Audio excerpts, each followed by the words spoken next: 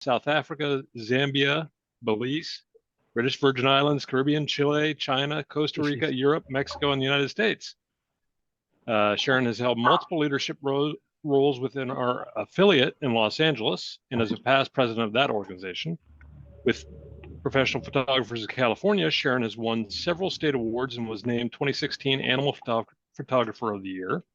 Subsequently, she served as the West Coast School Secretary, PPC State Secretary, and Image Competition Critique Chair, earning a PPC Master of Photography degree and Service Award in 2017, before receiving the most prestigious award PPC can bestow on an individual, the 2019 Evans Kingham Award for service to the photography community.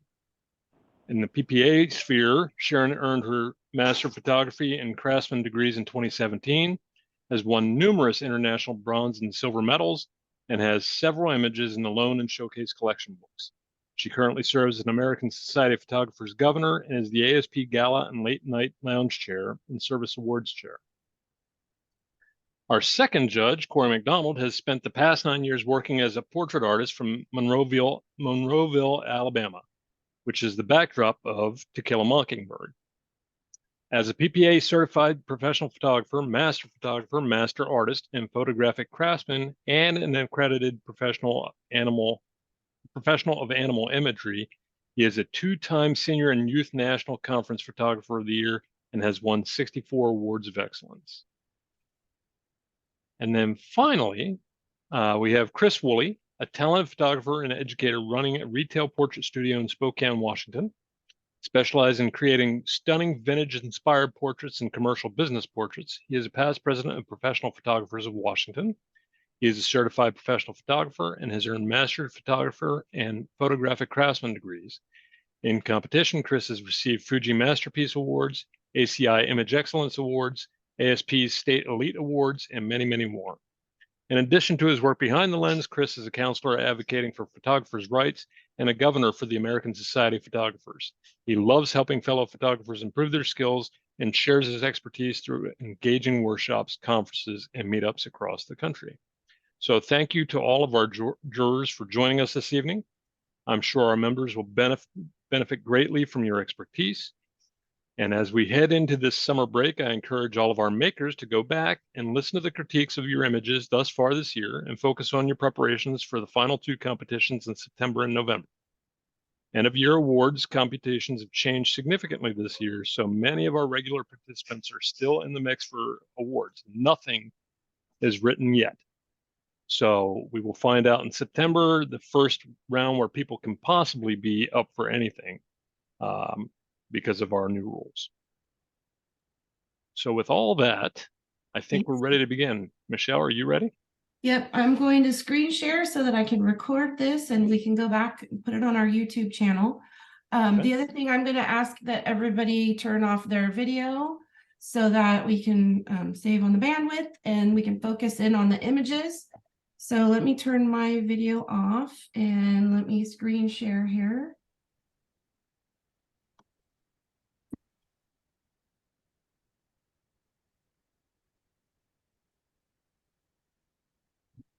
All right. No, I do not want to leave the meeting.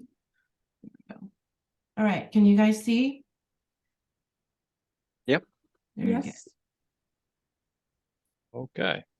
All right. We can begin. So, our first image is a portrait image. Dan, fitness walker, Lindo Lake.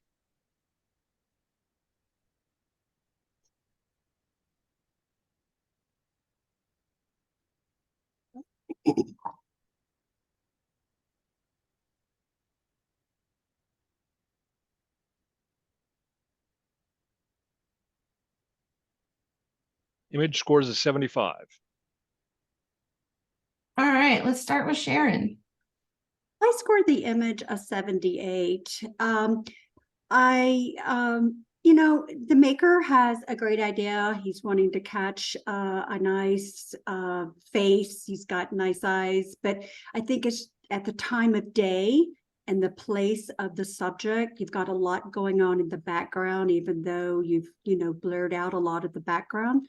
I think it's just a matter of trying this again and putting your subject, maybe, not where you've got half shade on the front of the t-shirt and half sun, a collared shirt, just working with it a little bit.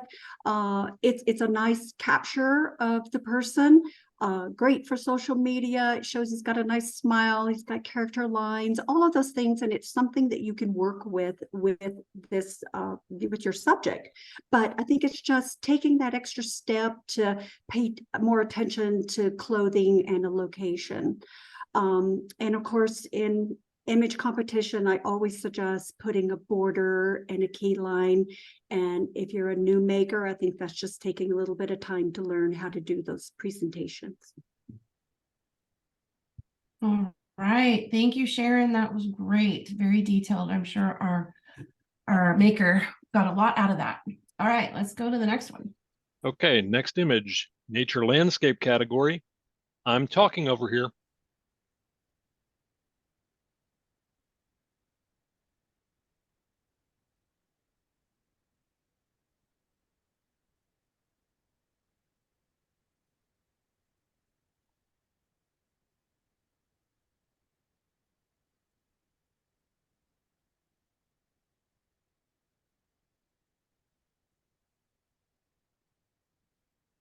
Image scores is 78.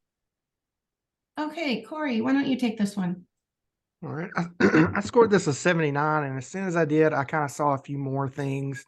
But as it stands, the image of the monkey itself is tack sharp and gorgeous. Definitely a fantastic dynamic range in the black and whites. Unfortunately, we've got some cutout looks to the edge of the fur on the right and the left, and as well as a very bright spot on the background going down there by that little paw. But this is definitely a great start. So, yeah. All right. Thanks, Corey. Appreciate that. Judges, I don't know if we went over what PPSDC does when we get a 78 or a 79. Dan, did you fill them in on that? No, but we will go and revisit 78s and 79s at the end of the competition to verify that that's the score that they're going to end up with. All right. Just wanted to put that out there for right now. All right. Next image. Okay, next image is a photojournalism image, designing in sand.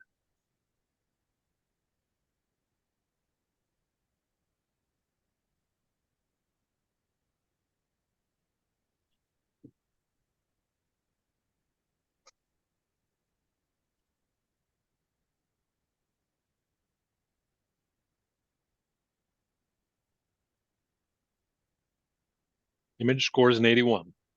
All right. Congratulations on the merit. Chris, take it away. Sure. This is a fantastic image. I really enjoy the storytelling element that's going on. We get to not only enjoy the repetition of pattern that's going through, but see that bit of action. Excellent choice on doing in the reportage category. In terms of improvements, consider changing the matte color. Right now, we're a deep, almost charcoal gray. Whereas most of the image is a lighter tone. So if we pull and have maybe a lighter colored matte on there, maybe somewhat similar to the tone of the sand that's there, it'd pull additional attention into what our subject is, which would help give that extra pop and just reaffirm that repetition pattern going throughout. Overall, really nice job, though. All right. Thank you for that. Great feedback. All right. Next one. Okay, next is a nature landscape image, sage hummingbird.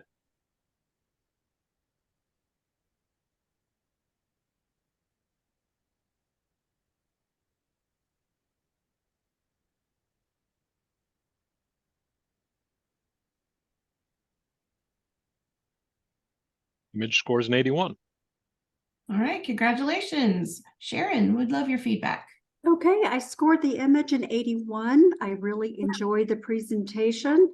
I like the dark blue background. It really complements the image with the flowers. I think the maker did a great job. So I think it's really deserving of a merit. All right. Beautiful. Thank you. All right. Let's see the next one, please. Okay, next image is also in the nature landscape category, Black Canyon Explosive Sunset.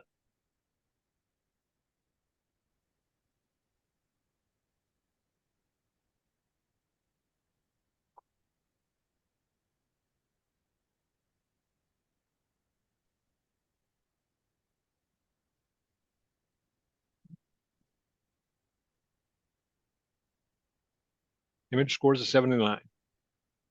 All right, 79. Corey, let's hear your feedback, please. Right, so that's right where I landed on this one.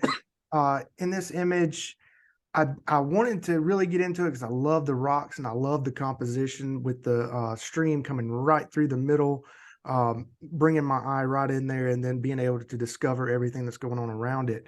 We've just got some issues going into the back part of this canyon, kind of going blue and fading out, and then that sun glow wrapping around, and then there's some distortion around the left and right edges.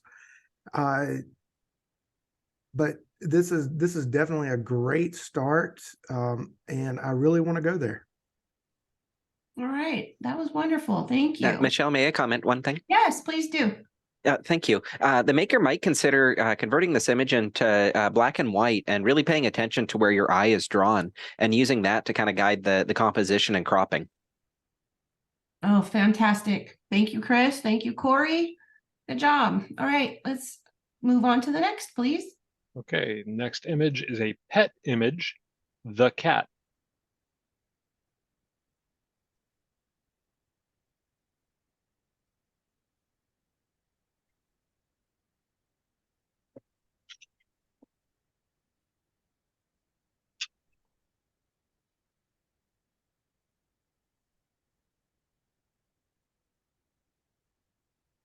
Image scores a 77. All right, Chris, you're up. Sure. This is a fun cat. I definitely enjoy the title and the personality that's shining through on this. I was in the 77 in the above average category with it, and primarily for technical reasons. We're looking around the very tips of the ears, we get a kind of a black halo surrounded by a lighter color. So might want to check to make sure that we're hitting those pure blacks. It is a little bit distracting. Same with like the width of the keystroke. On the right edge, it's very thick and bold. On the left edge, it's very, very fine line, almost like it was stretched at some point or something happened there. So if we can address some of those technical issues, I think that we'd have a lot more impact from the primary image. All right, thank you very much. Let's move on. Okay, the next image is a photojournalism image. Annular eclipse over Cleveland, Ohio, June 10th, 2021.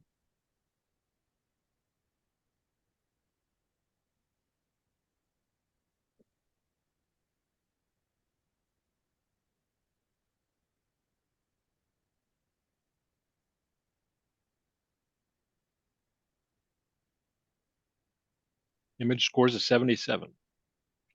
All right, Sharon. I scored the image a 77. I love annual and total eclipse, everything. I just was in East Timor and saw a total eclipse. So I know they're very exciting.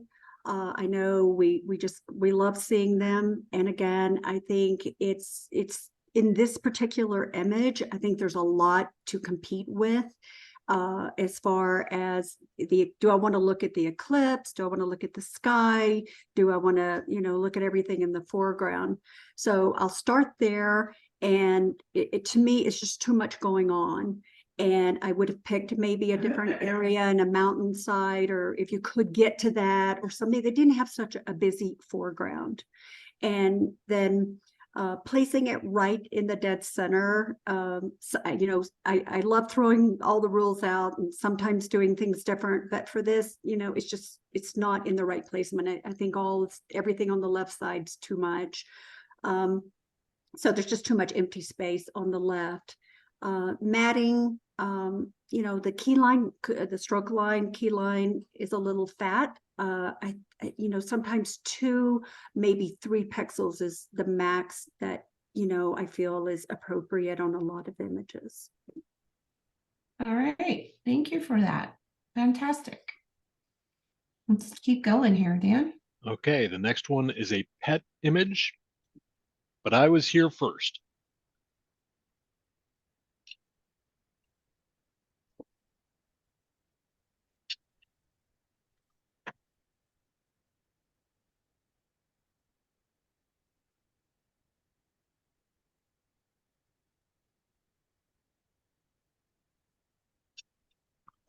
Image scores a 77. Okay, Corey, let's hear about this pup here. Well, I scored this a 78, and I can really get into this story two different ways. He doesn't want to give up his seat, or maybe they've just got a new baby or something like that. There are several issues that I think we need to fix. Number one is turning that chair so that it's not broadside to us, because it's really competing with that dog's face. And the dog's face itself is a little bit too bright. And when I look around the dog's head, I can see little halos surrounding those ears and down where his back is. And then looking off to the behind him on that right paw, camera right paw, something's going on with the background there. I don't know if that's his tail or what.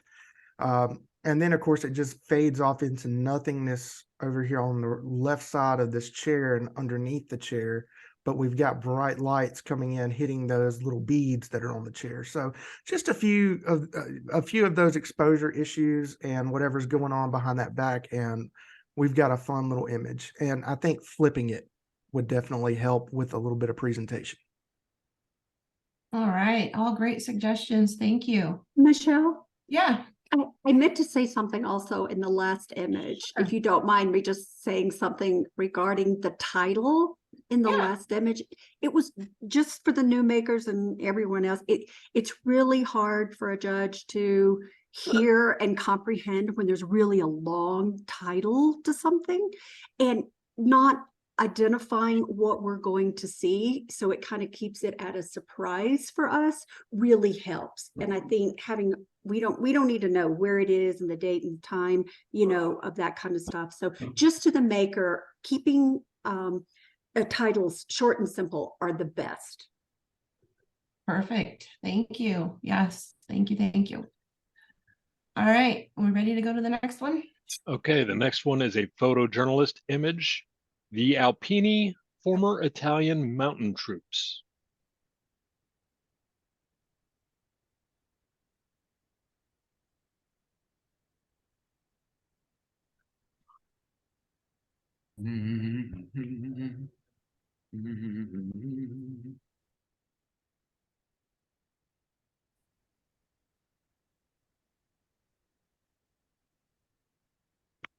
Image scores a 79. All right.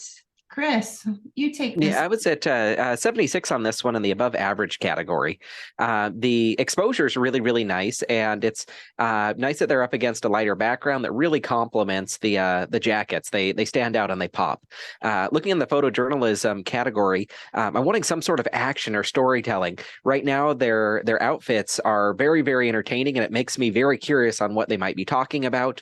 Would love to see something more emotive coming through them, or maybe a shift so that we don't have the distracting background elements if it's just enjoying what their wardrobe is. But giving us something that we can really sink our teeth into for the story would be fantastic. We could help with the story by adding in a little bit of presentation onto this, maybe pulling out a dominant color like that blue as a keystroke, just so that we can focus in on the stories, or keeping it very simple, but still giving us something that makes it feel like this little slice of life. Oh, very good. Thank you. All right. We'll Okay. keep going. Next one is a portrait, Hollywood Lights.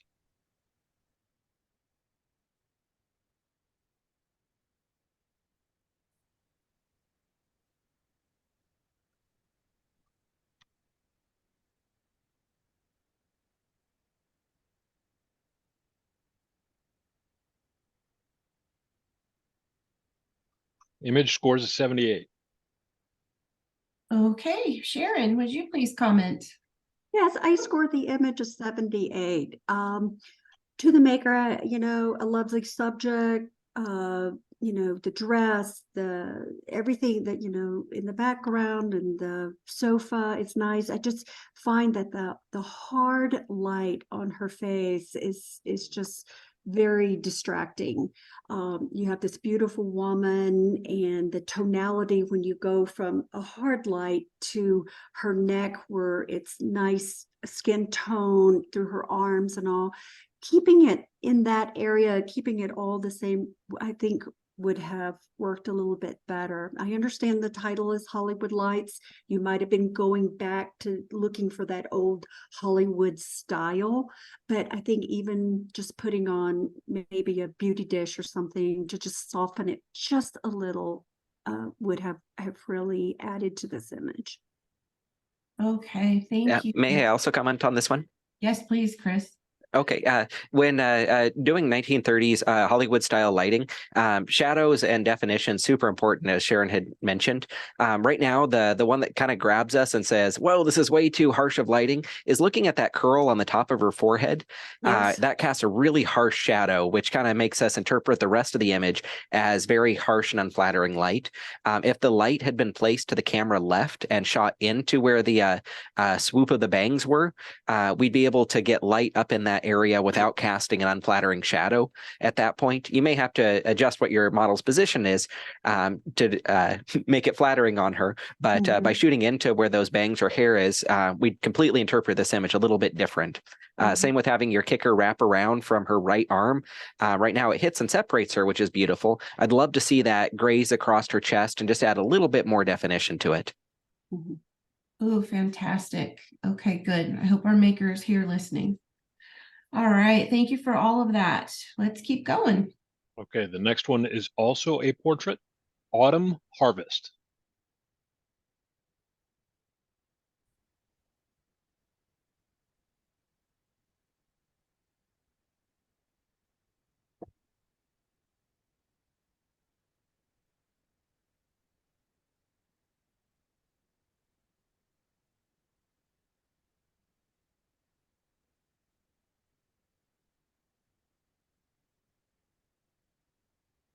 Image scores an 87. Challenge. All right, we got a challenge from Corey. All right, I scored this a 94, and I'm going to listen to my judges, see what I missed. This is just fantastic. I've got this very, very old master feel to it, just from her posing, her skin tone, that porcelain skin. Yeah, I want to talk about this image. Let me hear what you guys have to say. All right, Chris, why don't you go first? Sure. So I'm at 83 in the deserving of a merit category. And I can definitely see that I am a bit low in this, at least by a category, if not more. The subject is absolutely fantastic. I love the colors that are coming through, so vibrant and strong.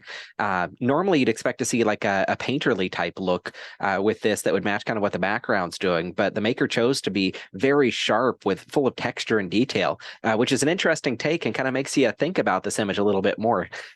It's definitely one that lingers. All right, and Sharon. Yes, I scored this in the excellent category at an 85. I agree. I love it. I just was seeing little detailed things. I couldn't tell if that was part of flower on the arm or if it was a mark. I just on our right, and I just felt that back arm was blown out just a little. I'm being picky, but I'm willing to listen to Corey and go up because I do love this. When it just came up, it looked like something from back, the 20s. I don't know, somewhere like vintage, definitely. Oh, wonderful. Okay. So Corey, what's your rebuttal? So in rebuttal, the only issue I heard was the shadows that are on that arm are from the grapes and flowers, and the little blades of grass that are coming out of that little bucket is there. But I also want to make mention, while I'm talking about that, is that, Chris brought it up that normally we'd expect to see a very painterly look, but if you lean into your monitor and look real close, this is just camera artistry.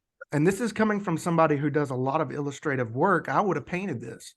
This to me is straight out of camera. There's no added effects. There's none of that had to happen for this story. This is all in camera, and this is very rare to see today in competition. So I want to reward this maker at a 94. Come join me. All right, excellent. That was a great challenge. Let's rescore, judges.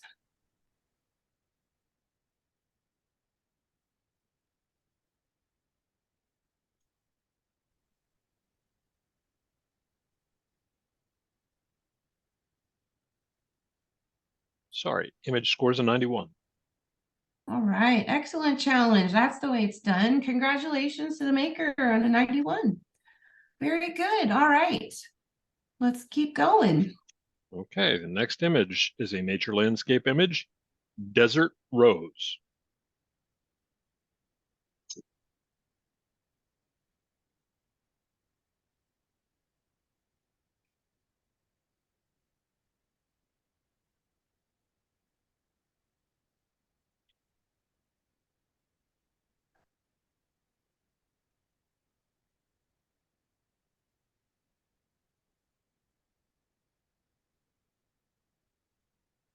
Sorry, you're waiting on me. I'm sorry. Okay. Image scores an 80. All right, congratulations on the merit. And Chris, you're up. Yeah, this is a very interesting take on doing a floral portrait, which I quite enjoyed. We see a very high contrast image that pops up, and then you're allowed to subtly explore some of the texture in that background. Really, really unique take, which pushed it over the line to merit for me. In terms of improvement for it, might watch out for blown highlights or those really, really high vibrancy and really high tonality images, particularly on the petals of the flower, especially on the left and up top.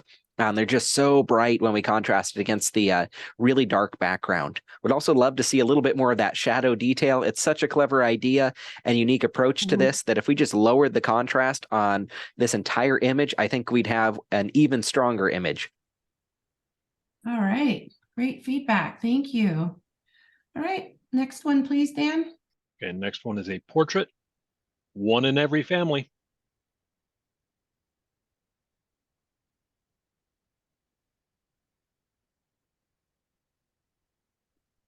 I had a few pizzas that I'm putting in there.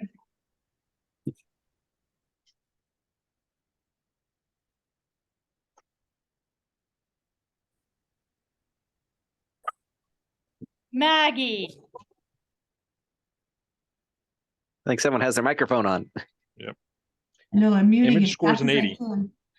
All right, congratulations. Image scores an 80. Okay, let's see. Sharon, you're up. Yeah, I scored the image an 80. I think it's deserving of a merit. Few things just to, give you, I love the facial expression with the guy in the middle, and I'm, saying mom, and she's just oblivious to what he's doing, but he's got that little smirk, so it makes it really cute. And I'm sure it's a, what we call like a green merit. It's going to look great framed and put on the wall, and really nice picture of the family.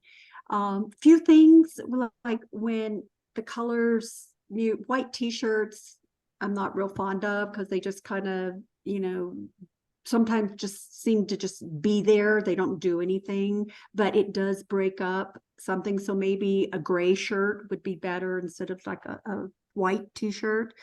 And the mat looks good. I love the key line that you did and the mat separating it. But I think it's deserving of a merit. All right, thank you. Good job, maker. All right, next, please. Okay, next is in the digital artistry category, Sunset Ride.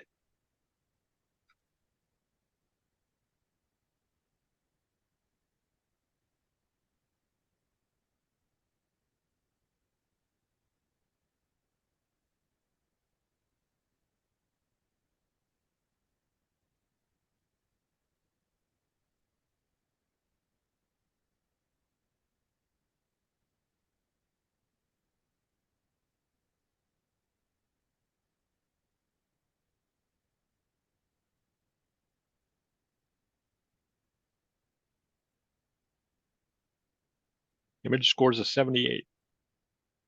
Okay, Corey, please, your feedback. All right. I scored this image a 77.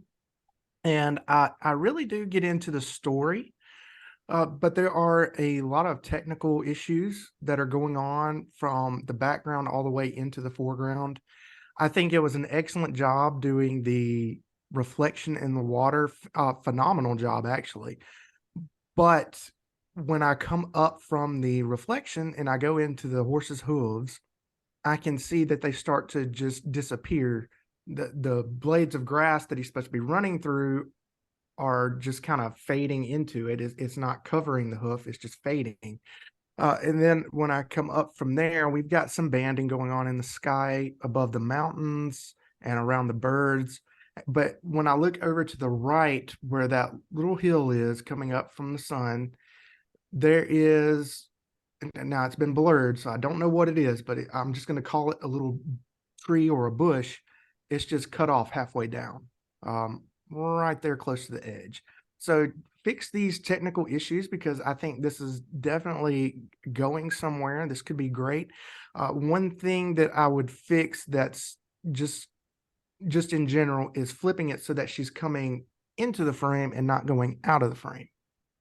And we'll have something really good. All right, all great suggestions. Thanks so much, Corey. All right, let's keep going. Okay, the next one is a photojournalistic image, leaping into greatness.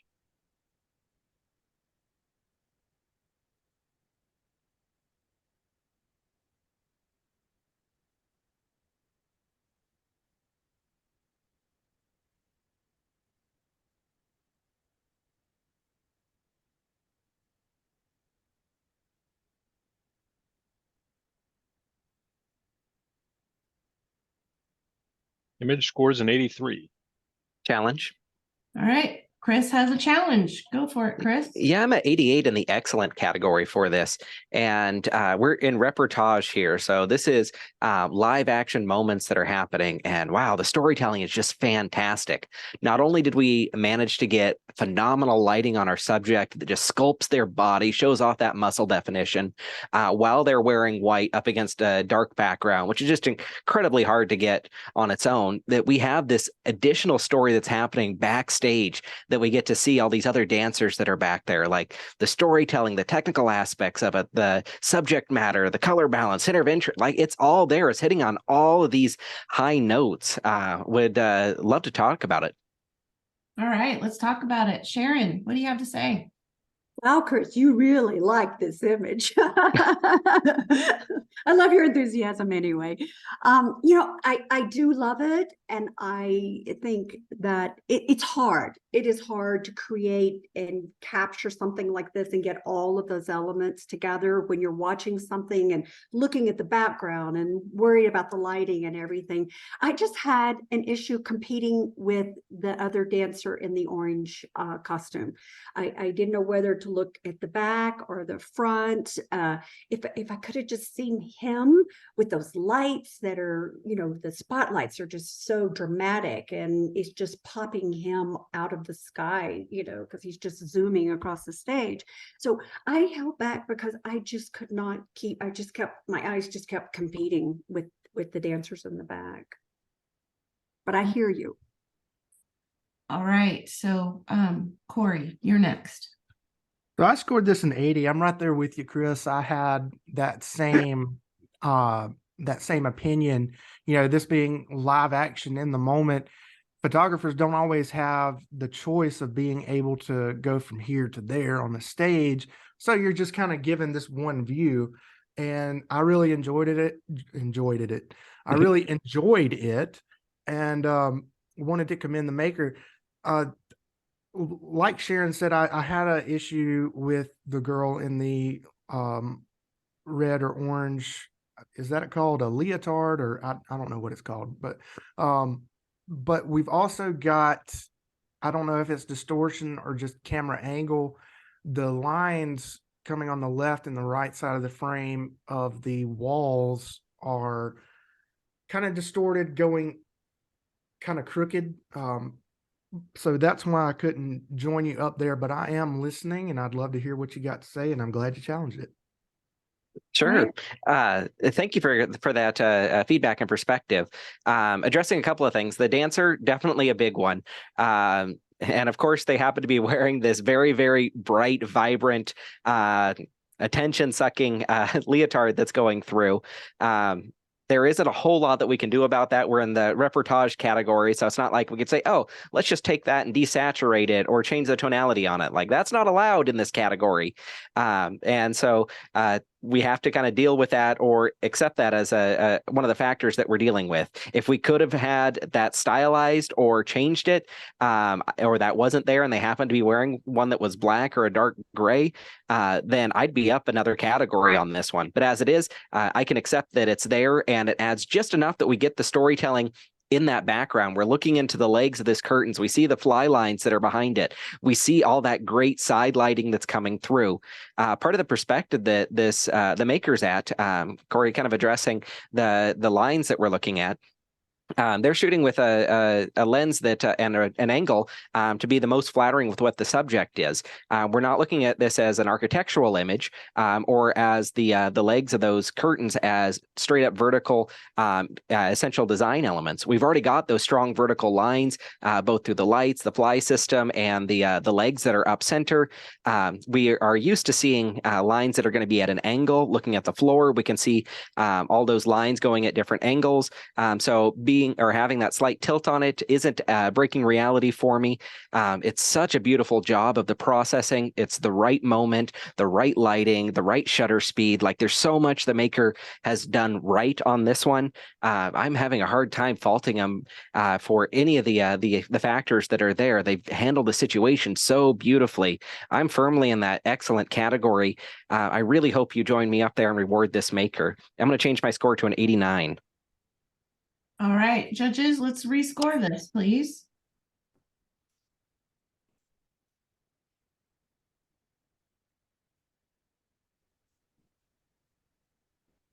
Image scores an 87. All right, congratulations. Merit in the excellent category. Good challenge, everyone. That was great. All right, let's keep going.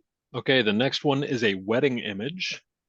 When the bride is a ballerina.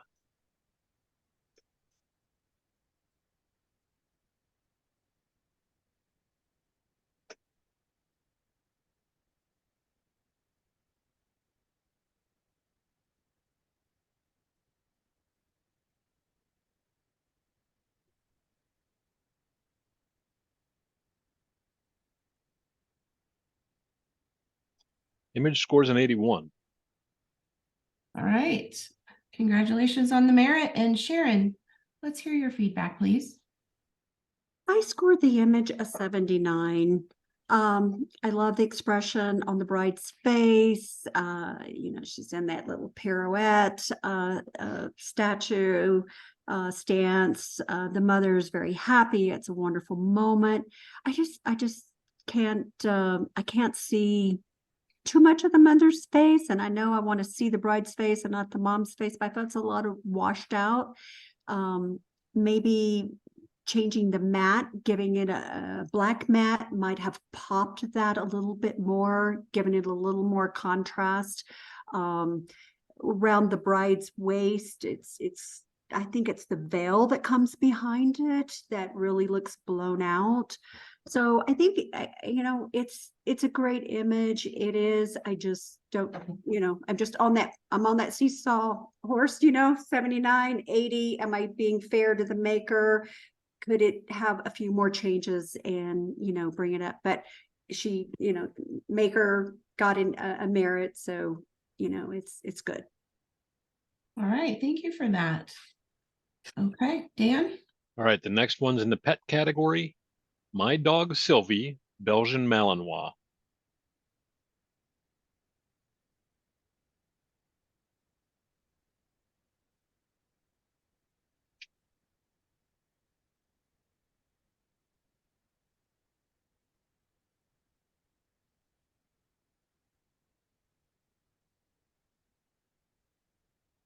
Dan, can you clear my score? I hit the wrong button. I don't have a score for you. Oh, I know. Can I clear it? How do I clear it? I think you go to the question mark. Yeah. Okay. I hit it, but it put a 1 in there. Okay, got it.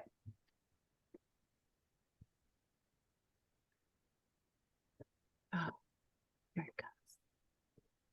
Did There it we go? go. Image scores a All right. 75. All right, Corey, would you comment, please? Sure. So I scored this image of 74, and dogs, we just love dogs. We look at them, we can't help but love them.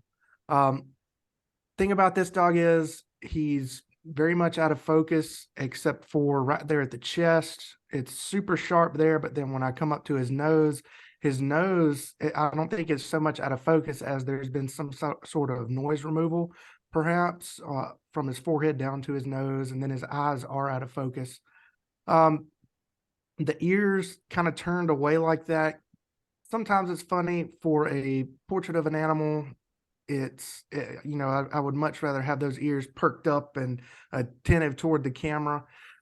And then I'm distracted by whatever's going on right to the camera left of his face. There's some sort of artifacting going on with blue hues and red hues. And then again, over there where it's cut off on the frame. And of course, the lack of presentation and that paw being so close to the edge on camera right, just kind of the image as a whole. All right. Well, thanks, Corey. That was great. I'm sure all of our makers, I hope everyone's listening and taking notes, because these critiques are very detailed and very good, everybody. So thank you so much. All right, let's keep going. All right, next one is in the illustrative category, Desolation in Paradise.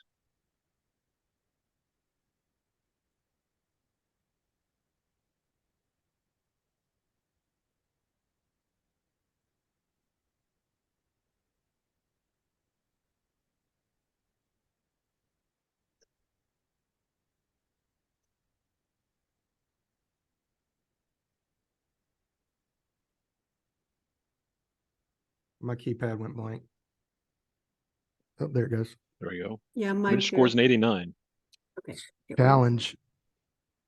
All right, was that Corey that I heard challenge? Yes, ma'am. All right, go for it. I'm at a 98. I love this story. I love the tonality. I'm entranced by, I've never been entranced by a tree before, but I am entranced by this tree. The only reason that I didn't punch in that top score of 100 is I would have liked to have seen more in focus down here at the bottom, but as it stands, I'm at a 98. I'd love to hear what you guys have to say about it, because this to me is just perfection. All right, this is going to be fun. Chris, why don't you go? Thanks. I'm at 84 in the high end of the deserving of a merit category. And I'm right there with you, Corey, in terms of the impact of this image. It's so simple yet powerful. Just the split mixed with that title. There's a lot that's working for it. But if we are going to go with that simplicity, and this is what kept me in the merit category versus going higher, is looking at the full tonal range that's there. We are hitting that pure white, almost extracted style background, which I think works well for what this is. But then we get into really, really deep blacks in that tree. If we're going to go and play in these extremes, I'd love to see the full tonal detail there not get blocked up, particularly in the center of that right tree. It just holds me out just a little bit, and it makes me focus on that area versus enjoying the total exposure that's there. The simple drop shadow that's behind the image too gives it a little bit more of a contemporary or trendy type feel versus something that's a little bit more of a fine art. So I'd like to see the refinement of that presentation as well. All right, and Sharon. Yeah, I was at the high end of deserving of a merit also at 84. And when it first came up, I was like, wow, I really like this. I mean, I love everything that Corey and Chris both said. I nitpick so much at images. Sometimes it drives me crazy, but the tonality is great. It's the little rocks in front. I feel that we have control when we bring something in to our computer to, take away some of those things. I think some of the rocks were a little distracting, especially on the left side of the left branch, that one that's right on that horizon line, that kind of just bugged me, and some of the bigger ones that just stuck out there. That's the only thing. Other than that, I love it, and I'm willing to go up into the next category, and I hear you. I really do. All right, Corey, let's hear your rebuttal. All right. So in rebuttal, I don't have anything that I can rebut because everything was a valid point. As far as the tonality goes, yeah, I would like to see some more detail within the branches of those trees where it starts to go black, and those rocks that are in the foreground. I can't explain any of that, and to be fair to my fellow judges, I'll lower my score to an 89. I would love for you guys to join me up there at the high end of the excellent category, and to the maker, fix those issues, and voila, you have a 100. All right, fantastic challenge. Let's rescore.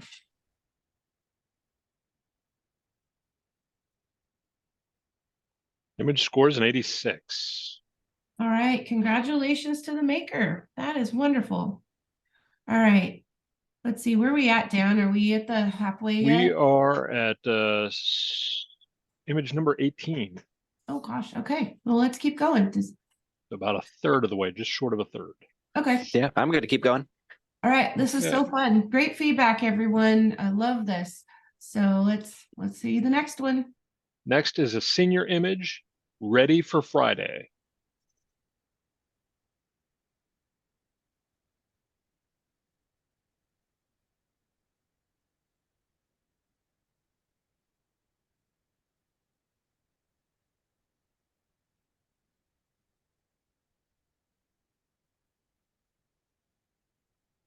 Image scores a 78.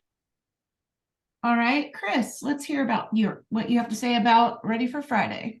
Yeah, I'm at 78 in the above average category on this one. And the title definitely pulls us in, ready for Friday. We've got that football atmosphere, great color choices going throughout. It does feel a little bit underprinted, so a little bit dark. I'm losing definition and separation on the helmet. The face looks a little bit underexposed. So if we can adjust some of that lighting to maybe pull up a little bit more contrast that's there, so get some of those highlights coming through, that would definitely be nice and aid in the impact of the image, allowing me to interpret a little bit differently. Would also like to see a little bit more expression from him. So we've got a portrait of him that looks very stoic, but if he's ready for Friday, I want to see that game face, that warrior, that excitement that's happening there. But it looks a little bit more stoic on this one. Great, thank you so much. Okay, let's keep going. Okay, next one is a nature landscape image, colorful Zion winter.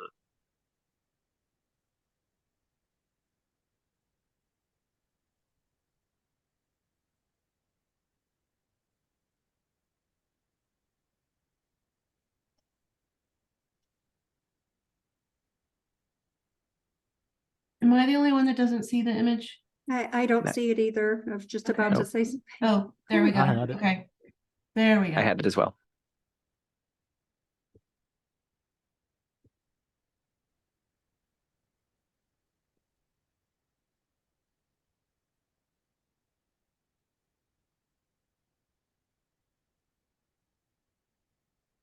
Image scores a 77. All right, Sharon, let's hear about Zion. I love Zion. And it is a great place to visit, no matter if it's winter or summer or spring or fall. I scored the image a 77. Kudos to the maker for getting out there this time of the year. I know it's cold, it's hard, it's challenging in itself, just dealing with the weather when you're doing landscape. But I feel you're waiting on sunset. You're there, you're in place, you're on tripod. You've got to use neutral density filters when you're shooting and you're getting that highlights at the top of these mountains and you're trying to capture sunset. Just a suggestion for that, because you've got, blue skies, you've got the sun hitting the top, you're getting reflection. But try using neutral density filters, and I think that will help you a lot in these landscape images. And for this one in particular, I might have chosen a different background. The gray maybe go a little darker gray, pulling out some of those same colors that are in the trees, the trees that don't have any snow on them and such. But I think I would have gone just a little bit darker, and your key line would have showed up also with a little lighter key line. But All right. Thank you for that, Sharon. Very good. Okay. I'm looking forward to the next one. Okay, it's a photojournalistic image. Fun times at the Tet Festival.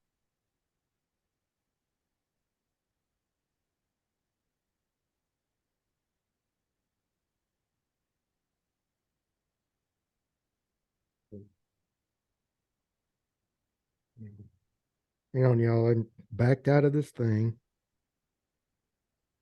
Okay. Okay, image scores a 79. All right, Corey.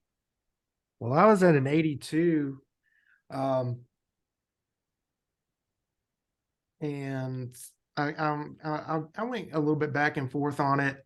So I'm not going to challenge it. I'm gonna listen to my other judges. But I was enjoying the story and this little girl over here that's just kind of like the little dragon has touched her or something like that, and everybody's just having a good time. I think presentation definitely could have helped it a little bit more. But as far as journalism goes, clip those highlights a little bit. Yeah. Do probably my fellow judges may want to add something. Yeah, Chris or Sharon, Yes. would you like to say anything? sure, I would, if that's okay. Yes, In, please. in photojournalism, I know we get so wrapped up in the moment and everything. And I think sometimes if you just take a half a step left or a half a step right, because I want to see that little girl interacting with this, puppet dragon, whatever you want to call it. And it wouldn't, because I see that the woman's face right behind it, and I can't take my eye right to where it is. And maybe even cropping out the guy that's at the back on the far left, because then I wouldn't have put it as a horizontal. I might have done this just as a portrait, because that's what I want to see, is that little girl interacting, the storytelling with the puppet. So sometimes just, shoot it and then take another step left or right, shoot it again, and you'll just get, different frames. All right, great feedback. Thank you so much. Okay. Okay, next On- one is a on we go. portrait. It's portrait living marble sculpture.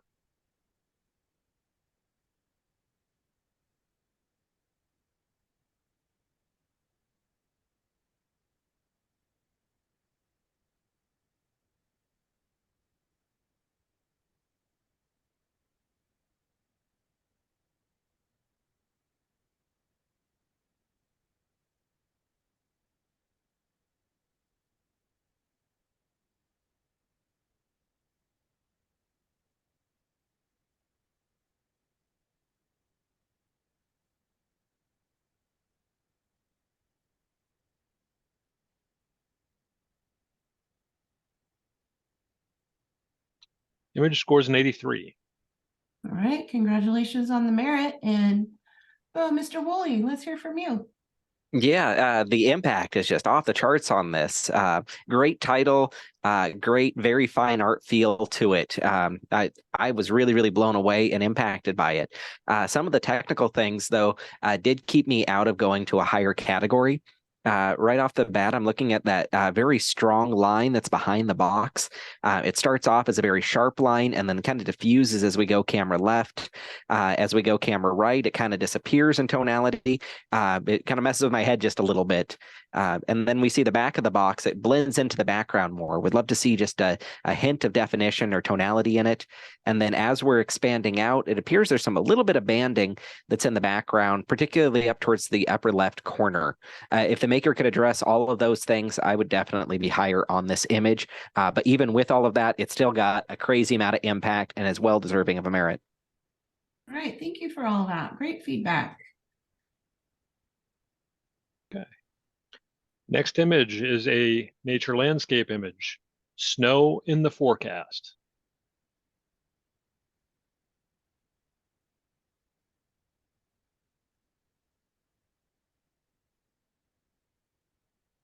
I'm not seeing it.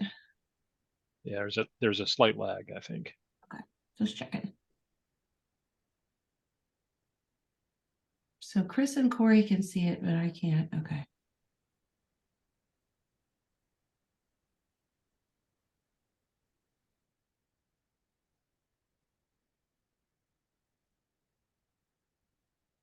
Image scores an 80.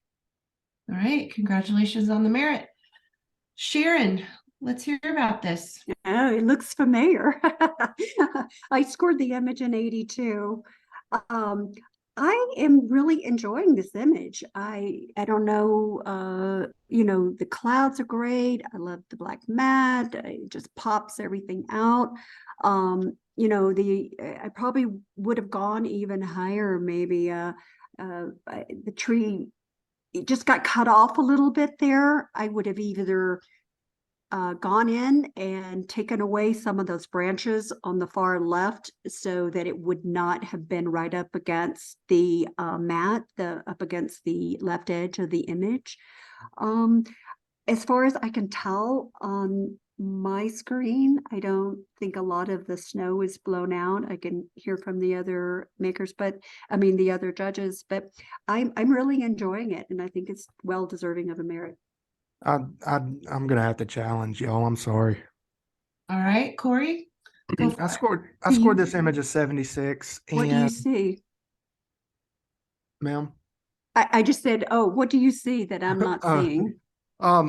Well, there's just a few technical issues that appear to be post-processing that I'd like to address. And, maybe y'all can talk me up or something, but I want to be fair to the category and the other images that are representing this category, because from what I'm seeing, there's vignetting going on all around the edges, and it's burning into the snow down here at the bottom. Up at the top, our clouds are fading off into blackness. And I struggled with where my eye needs to land in the image, because it seems like we've got 5 or 6 different layers going on from top to bottom, with the clouds that are most dominant right here at the top, and then we've got that one strip of cloud dead center that my eye just goes straight to, and then I don't even get to enjoy what's going on down here in the actual landscape portion of the image.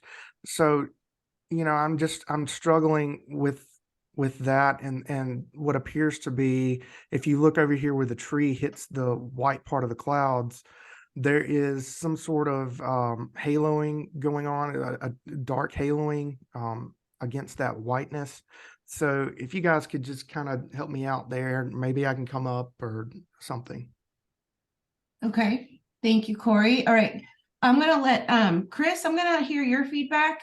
And then since Sharon was just giving a critique, I'm gonna let Sharon talk one more time, and then we will let Corey do a rebuttal.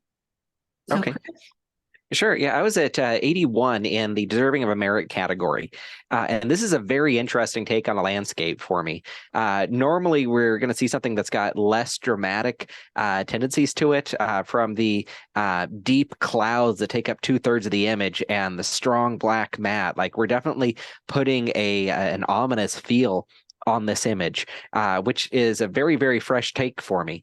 I'm focusing more on the scene and the feeling that it is versus a particular element inside the landscape. And that unique twist on it helps justify some of the heavy vignetting that's going there, the deep blacks that we see in the clouds and in the tree.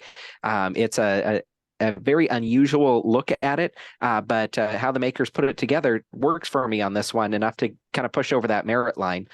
So I am curious to hear what Sharon and Corey's rebuttal will be. Okay, Sharon, do you have any more comments? Sure. I hear everything that they're saying. I still love it. I will keep it at a 81.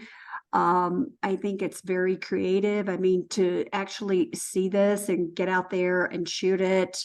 And, I see the darkening, the vignetting, but I feel like it just adds so much drama to the image.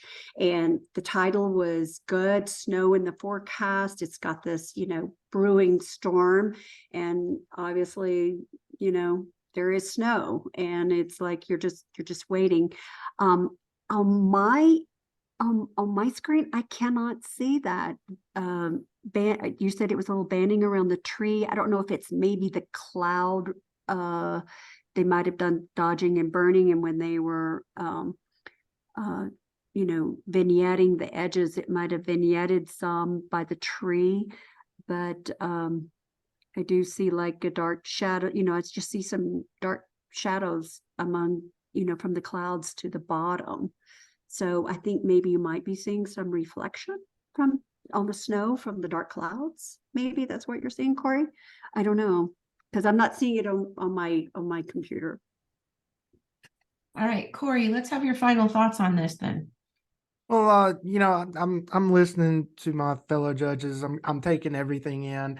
When it comes to, first of all, I love snow. So the handling of the snow is phenomenal because it's so hard not to blow it out.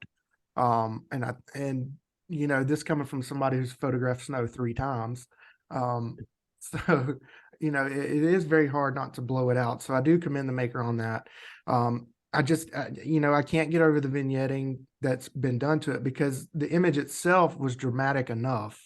But that heavy darkening down here at the bottom where the snow is, that just kind of graduates from dark to light in that first third down at the bottom, just kind of pulls me out of it. And that's all I can think about. I'm gonna raise my score to a 79. Everybody's gonna land where they land, but I appreciate everybody's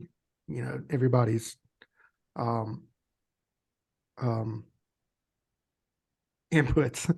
I couldn't think of the word, y'all. Yes. Yeah, I'm on the spot. I couldn't think of it. Yes, great input, everybody.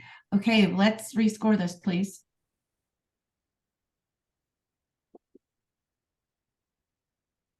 Image scores an 80.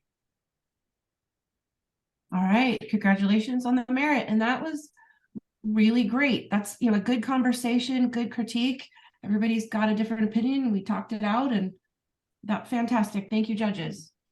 All right, Dan, let's keep going. Okay. The next one's a pet image amidst the purple bloom.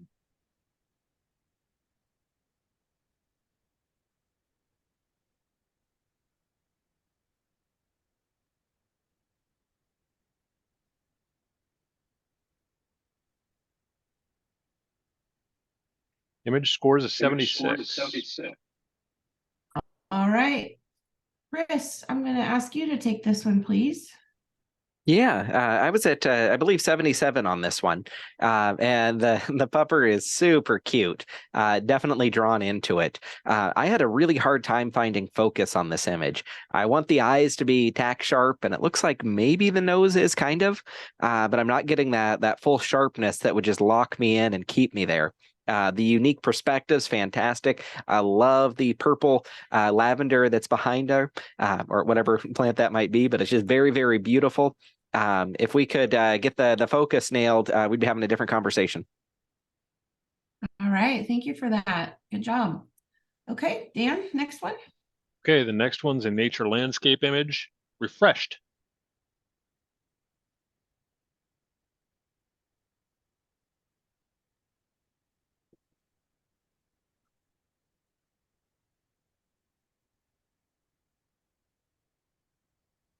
Oh, no.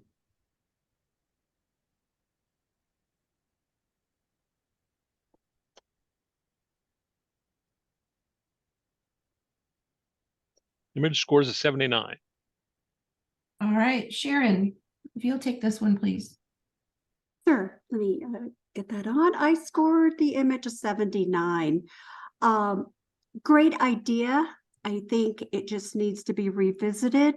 Focus on that center point. I think this is a great example of focal stacking and taking, you could do up to probably 30 to 60 focal stacking images and merging them together and getting everything tack sharp. And after a rain is so much fun to go out and photograph because all the plants and all the flora and fauna looks so different. And I find it just adds so much to the image. In post-production, I would just watch out for some of the spots might need cleaning up, and like along the dead stalk that's on the far left, cleaning some of those highlighted blown out spots and stuff, take those out, some of the brown spots. You just got to go in and give it a clean eye, and just go in and just sort of perfect it. And adding a little vignetting to this would keep the upper right corner from looking so much brighter than the center. And sometimes just cropping it different directions too. I put images in and I'll say, oh, should this be a portrait? Should this be, a landscape? Should it be a pano? So play with your images. Think about different ways that you can actually have that in the presentation. All right. I'd like to Fantastic. add something on to that. Sure. To the maker, if you look around all four edges of the frame, you've got a hard out of focus line that's coming through, and like she mentioned, that focus stacking.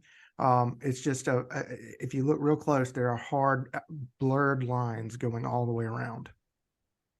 Yeah, There's a few other speckled spots that are blurred as well. Yes. All right. Great attention to detail, you guys. Thank you. Okay. Hope the maker's listening, taking notes, and let's keep going. Okay, the next is an illustrative image, Arabian Nights.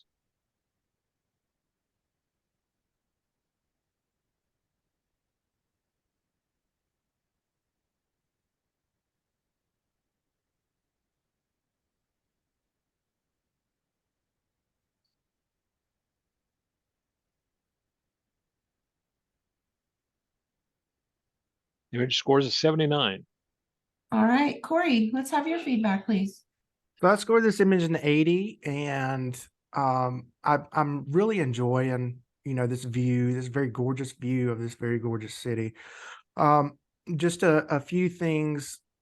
Technicality is fantastic. I love that this is in-camera artistry, but the perspective that we're getting, I see that when we look through those arches into the city, we're a little center, but we're a little off center with that building. And I don't know what the little, I'm gonna call it a gazebo. It's the little thing that's between the building in the distance and the balcony here. It's a little off to the left, which is fine. But then when we come into this fountain, we're off to the left side, and I think I would just enjoy this image more if we were just purely dead center, because when I look up at the top left and the top right of the whatever those are called, that can anybody help me out? What are those called? Like a soffit of the ceiling? Is that what you're talking about? I guess just the ceiling part. It's off center. So we've got this amazing view that we want to be centered, but nothing in the image is centered. So The inset. Yeah, that. Nothing in the image is centered, and I think this would just be so striking and so gorgeous if we were able to center everything. I'm sure my fellow judges have something to add. All right. Does anyone want to add anything to that, Chris or Sharon? No, I think you're spot on. Yeah, symmetry, either intentionally make it dead center or intentionally offset it. The almost there is just gets you. I'm like, oh, it's so lit so beautifully. Oh, It's almost there. And I want to go there. No, now they have to go back. Oh, darn. I'll come with you. I'll hold a ruler. I know, right? Excellent. All right. Thanks for all that detail, you guys. Okay, let's go to the next one, please. Okay, the next is a nature landscape image. Missed it.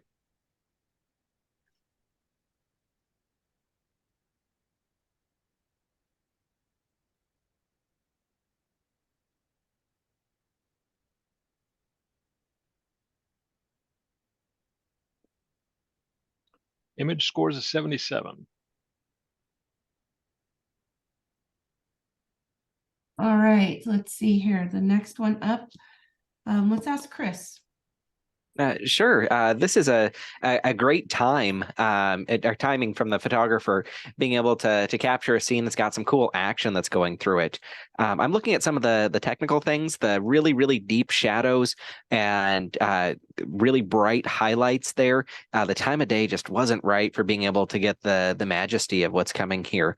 Also, a few smaller things, like if we look in the upper left, we have the shallow depth of field that's going on, but then there's maybe something was artwork done like cloned out or something, but we've got some really sharp pieces that just pop up. Same in the upper right, making me focus on the artwork that was done and the treatment versus on our primary subject.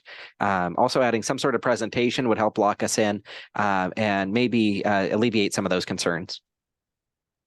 All right, thank you for that. Great feedback. Okay, another one, Okay. Dan? This is another nature landscape image, Konza Prairie.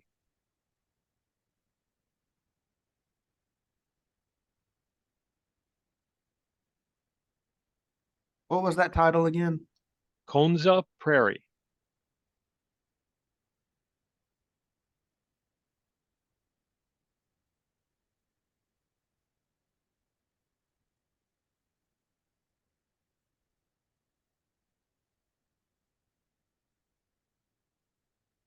Image scores an 86. All right. I was going in an order here, so I'm going to have Sharon comment on this one, please. Okay, I scored the image in 83, and I know I could come up. I see my fellow judges' scores too, but I love it. It's very painterly. I see it could be printed. It would look great on aluminum or canvas or whatever. It really is an attractive, and I love where the road comes in, gives you that S curve. It has some infinity. And the more I look at it, the more I feel like I should come up in my score. So would you like to challenge that, Sharon? I'm going to challenge it, so I'll come up because I do think it's deserving up in that excellent category, if not even in the superior, because the more I look at it, the more I find things I really like about it. So how about let's challenge it? Okay, this is a challenge. It's on. So Corey, let's hear what you have to say. Okay, I want to go ahead and apologize. I decided to make a cup of coffee like 2 minutes ago, and it's doing its thing right now. So I do apologize for the noise. I scored this in 89, and yeah, this image was just so gorgeous to me. This feels like it should be on a wall in a cabin in Montana or something. Just stunningly beautiful. And to add to that, there's just a level of balance here. If you look at the road, you're looking not quite dead center, it's just off center there, but we've got these actually 3 trees, leafless trees that's got the white branches, and it's providing balance. When we're looking at that road, we're staying on that road because of those 2 trees that are keeping in balance. And then if you look up at the bright hill, 2/3 of the way up, and then you look at the grass down here at the bottom, that's keeping you balanced and centered. So I may be low at 89, but this to me was just beautiful. All right, that was great. Now, Chris, let's hear your feedback. Yeah, so I'm at 87, and I've got one piece of really, really critical feedback. So I hope the maker's listening. I'm dumb. Give me a better title. Like, I need some storytelling. Guide me through on that title. Being descriptive on where it is doesn't give me the emotion that this beautiful piece of artwork describes. Sharon, take us up to the superior category, please. Yeah, you're spot on that. I thought the same thing. I just forgot about talking about it because I was just like, I don't know where I am. And I don't know if that was some of my distraction, with the title. What does Konza mean? I don't care. I just need a good bouncing title. And I almost wanted to say if the maker even cropped it down just a little bit where that mountain is in the back, but then I held back on that because I like seeing that definition of infinity there, that it is taking me way out in the middle of nowhere. But where I would have come back and I would have, there's that spot in the upper right, it's probably a tree or a bush. I would have taken those 2 little things out. So I'm willing to come up. My score, I know you guys are in the excellent category, and I think that that's where it deserves to be. So I'm willing to come up to 88. All right, thank you for that. And judges, let's rescore this.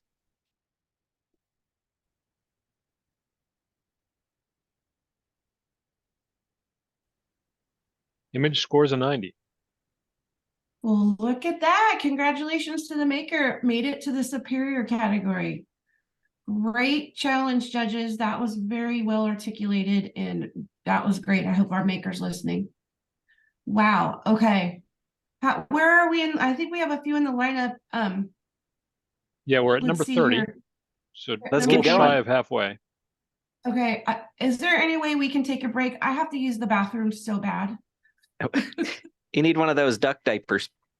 I do. I need one of those. If not, if you guys want to keep going without me, I need like 1 minute. I'm good with whatever. I drank. We could take a break. All right. How long we All taking? right, so 5? do you want to take our regular break now, or do you want to give me a minute to come back? Well, let's take a regular break. Which is Okay, how long? We can, 10 minutes. 10 minutes. let's do Okay. 10 minutes. Okay, so I'm going to stop the recording. See you in 10. So Okay, thank again, you. I apologize. I didn't know we were coming up on a break, so I decided to make some coffee, and it was doing its thing right when I went to talk. Okay. No, Oh, it's all no good. problem, Corey. No problem. Okay, now I'm trying to get back on here to stop screen sharing. Why is it not doing that? Okay, Michelle, you want to leave Zoom recording? there we go. Pause. Michelle.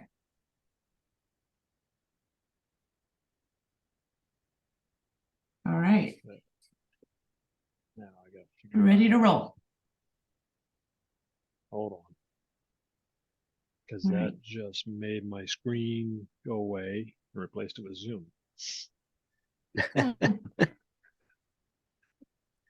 Wonderful. There we go. All right. Now, All right, here we go. next one is a pet image.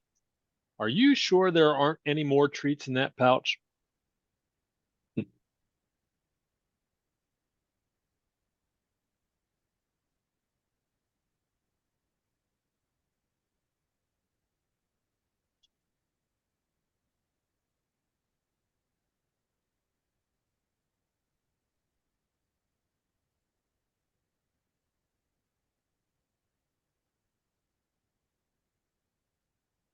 Image scores an 80. All right, image scores an 80. Corey, now that you've had your coffee, let's hear what you have to say. I've only had one sip of it. We still got plenty to go. So I scored this a 79. Really enjoy the story because I can look at this dog and tell exactly what he's thinking just by the title alone. A few things bothered me a little bit. The exposure is great on the fur, but I feel like we could have taken down the catch lights in the eyes just a tad bit because I'm getting lost. Kind of uneasy feeling looking into his eyes. And then the big old fat rolls on these pugs are just ginormous. But I think we could have pushed it in just a little bit so it didn't look so weird over there. But all in all, a great capture of this little guy. All right. Oh, gotta love a cute dog. All right, thanks for that, Corey. And let's move to the next one. Okay, the next is a portrait flower girl.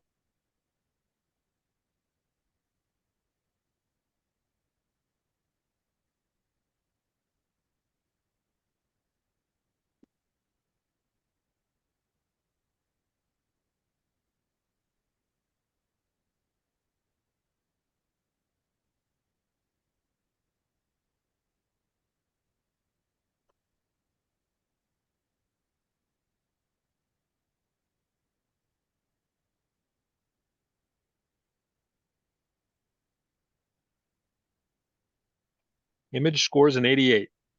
Challenge. All right, Corey, we've got a challenge. You beat me to it. I'm at a 96. I can't find a single thing wrong. I don't even actually know why I punched in 96 instead of 100, so I'm challenging to 100. gorgeous, gorgeous light, gorgeous storytelling.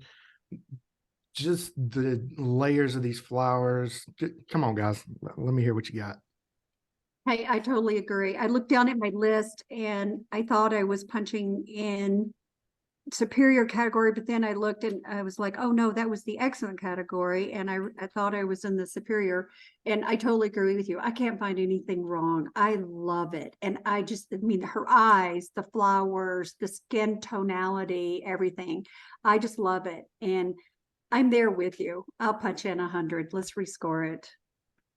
Well, hopefully I get to talk a little bit first. Yep. No. All right, Chris.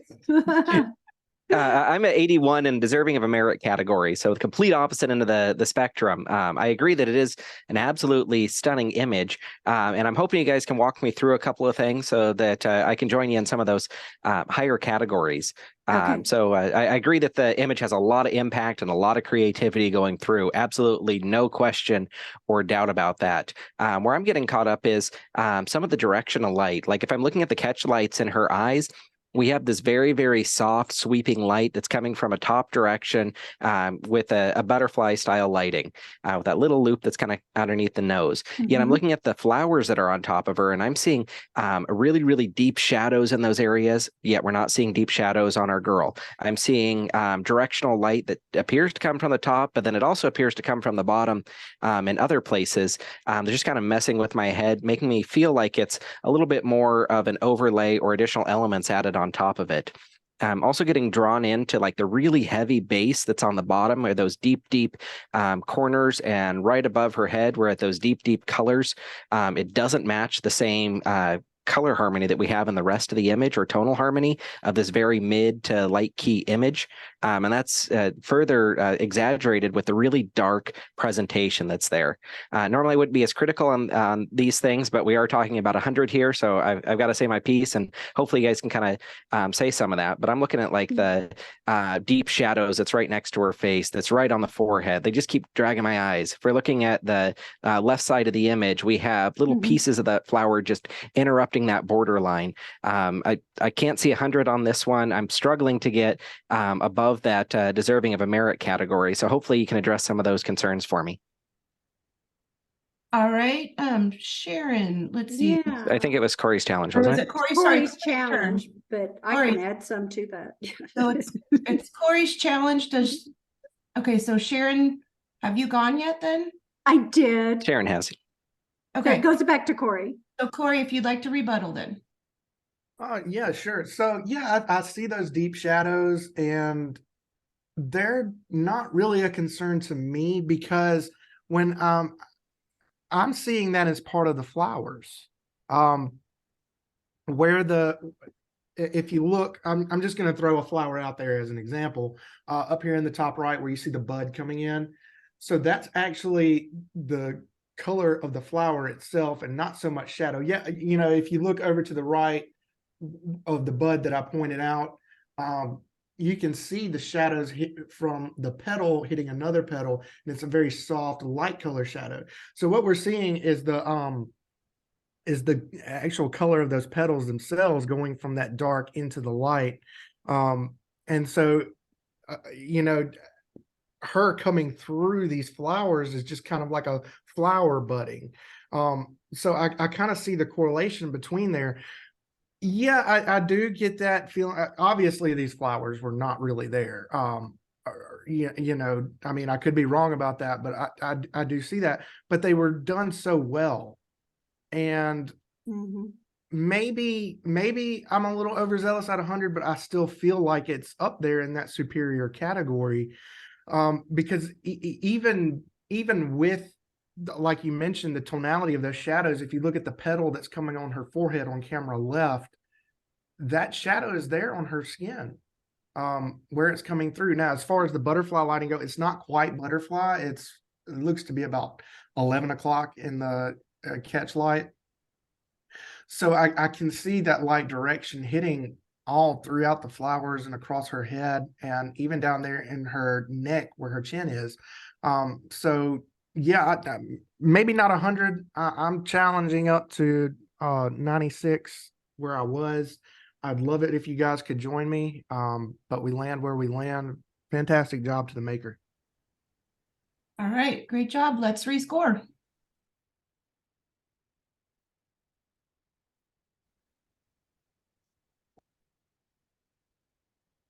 Image scores a 92. All right, congratulations. Thanks for that, guys. Good challenge.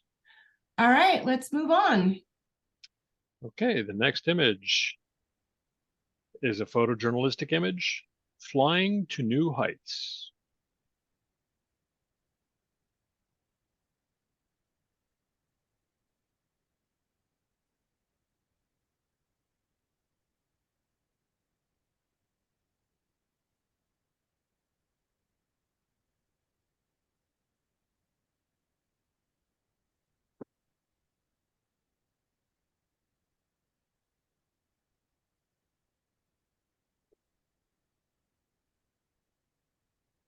Image scores an 82.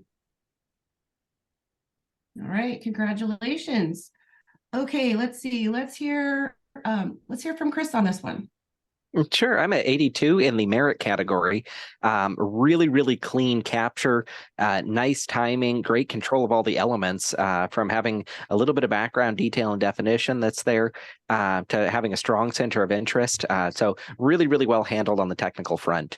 Would love to see maybe a slightly different perspective change, something to add in more to the story, or put the focus more on what our central subject is.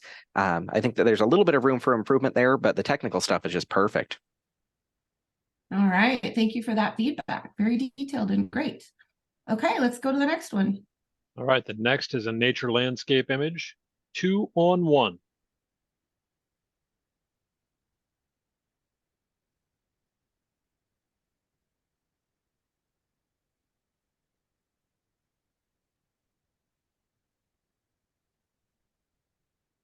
Image scores a 76. All right, Sharon, let's hear your feedback, please. Yeah, I scored the image a 78. I just love things like this. I love being out there. I love it when people go out in the wild and they're really pushing themselves, and you've got such the audience of these wild horses that are kicking and running and all. But again, it's knowing the settings on your camera when you're shooting in daylight like this, the time of day. It is so important that you've got to know how to work your camera when you're out there in, hot, straight up sun or early morning, or keeping the shadows to the back of you. I think, the presentation, if you had to put a border and a key line on this and brought the image in a little bit, and maybe even just like a slight pano, it would really just pop this off of, the screen, because all of the stuff is really there. And the mountains in the back, with it being just so white in the back, you could have probably just cropped down right at just the top of those mountains. May I add something? Yes, please. I also like to pay attention to the noise reduction. We're losing texture in the horse's fur or hair. It kind of goes to a very, very smooth look to it. So making sure that whatever processing technique, that we're not losing that texture and detail, or embrace it and go with a full-on painterly look. But right now we're in that middle ground where it feels more like a technical mistake than an intentional choice. Also paying attention to the clone track marks on the right side of the image.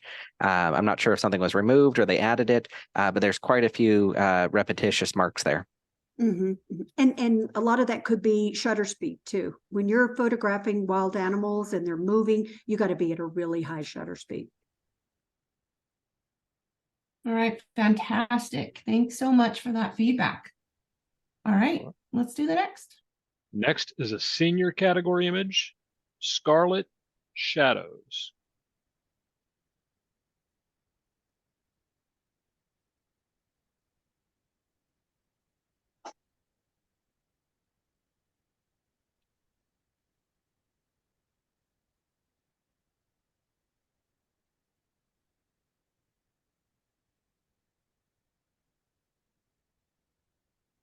Image scores an 83. All right, congratulations on the merit. And Corey, you're up. All right, I was an 85 on this image. I think it was excellently handled, beautiful pose, very very powerful stance, very powerful lighting. I enjoyed it very much. To take it up to that next level, a little bit more retouching on the face, not too much. We don't want it to be totally, smoothed out, but I just kind of I see a few just kind of blemish marks across the cheeks, which also could be where the red is hitting her. So I'm not gonna fault you on that. Um, but this was a very well done image. I can see all the way into the background, so I can see the wrinkles on the paper. But all in all, this was excellent job. If this were my daughter, I don't have kids, but if this were my kid, this would be on the wall, huge, fantastic. All right, thank you for that. All right, let's go to the next one. All right, next is in the illustrative category, remnants.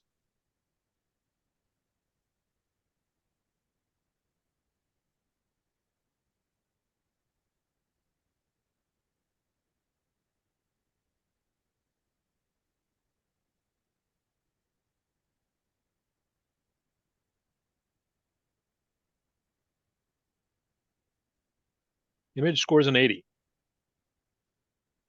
All right, congratulations to the maker. And Chris, let's have your feedback. Yeah, very interesting subject and unusual position that's on it, which is always kind of fun. Really nice tonal control to bring us into that flowering part, and then we're allowed to climb up the image and kind of explore a little bit of the table.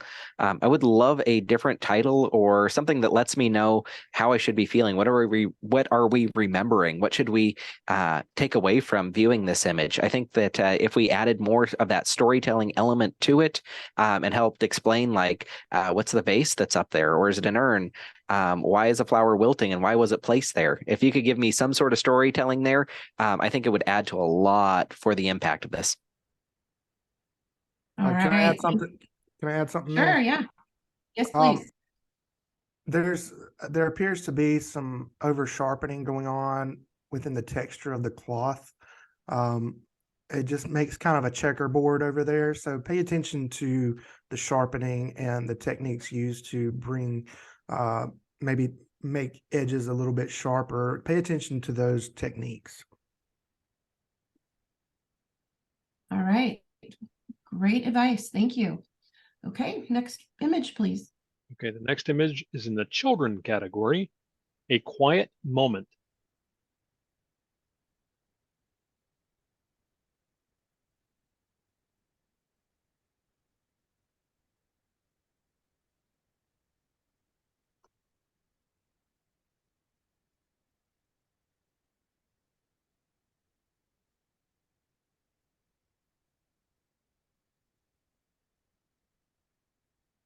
Image scores a 76.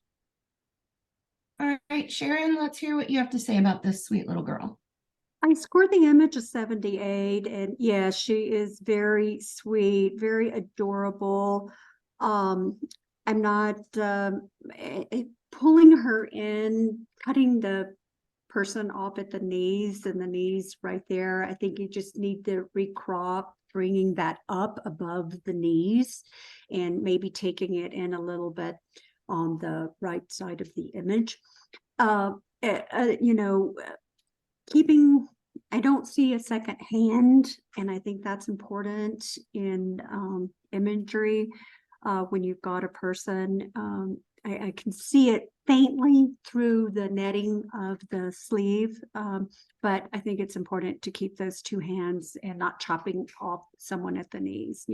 I know there's a big controversy, do you crop at the top of a forehead, or I think it's just, depends on what the maker sees and putting it out there, and I guess it's whoever is judging it, but I think moving forward, I think on a PPA standard, or they would just say no. All right, thank you for that. Very good. And let's go to the next one.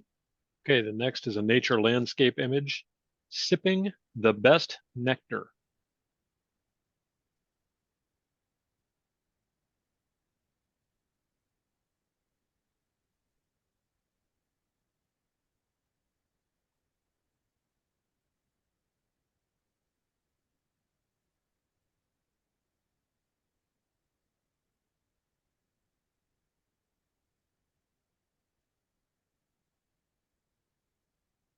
Image scores an 89. All right, I'm congratulations. going to challenge. All right, Sharon, you go for it.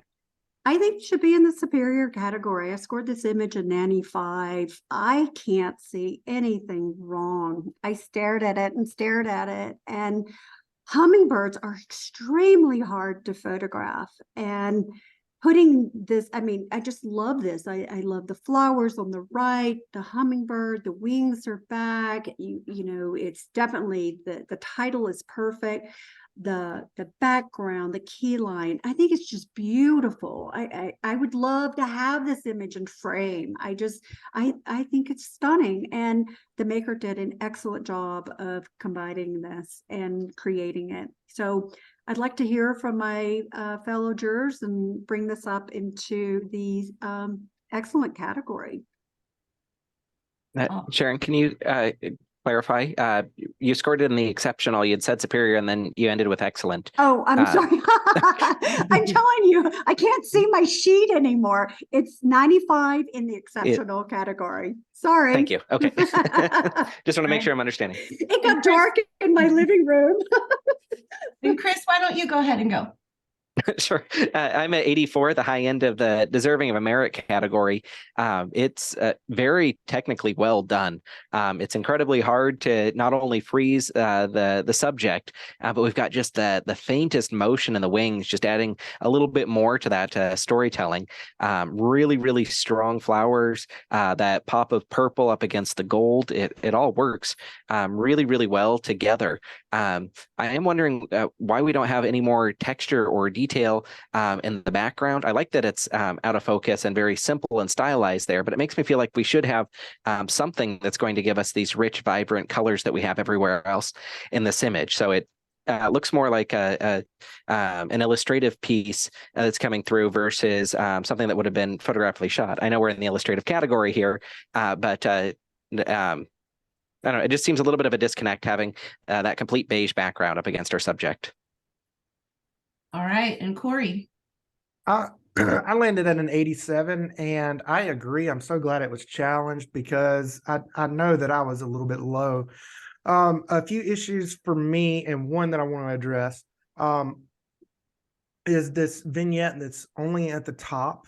If you look where the stem goes into the top of the frame, we've got vignetting that's coming down over the stem and some of the leaves. And into that background, but we don't have it anywhere else in the image. This is an amazing capture, and I can attest just in my own tries, I'm going to say tries, at trying to photograph the hummingbirds that come to my yard. I haven't been quite as successful as this. So yes, this is an amazing capture. I'm sorry, Sharon, I'm gonna have to take just a little bit of part of your rebuttal. That's okay. As far as the background goes, that I'm actually seeing where it goes lighter and darker. So I am seeing that it's just so much out of focus that we don't really see any texture in it, because that could be a rock or it could be a wall or something like that, because I'm seeing where it goes dark to light, dark to light. So I am seeing that something's there, and it's not so much an illustrative piece as it is straight out of camera. All right. So rebuttal.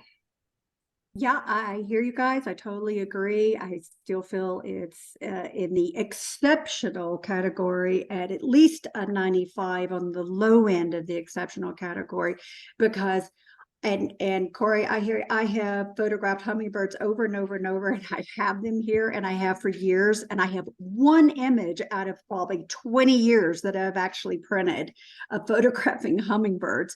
It is hard, it's tedious, it's time consuming, and I feel that the maker really did a great job at this.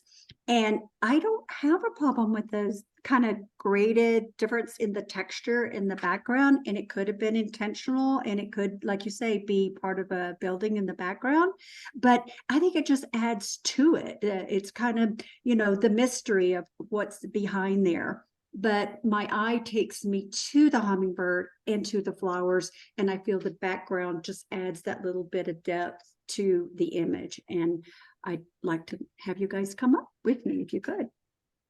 So what's your score, Sharon? At a 95. Thank you. All right, judges, let's rescore.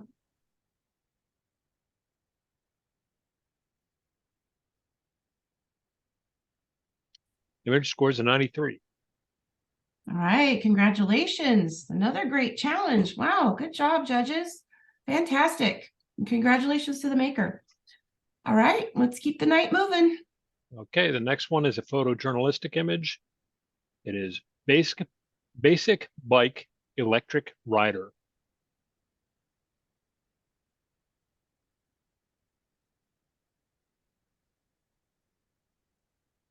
What category was this in?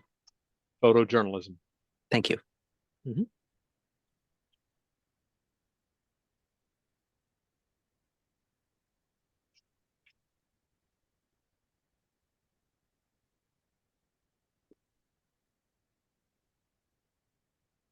Image scores an 80.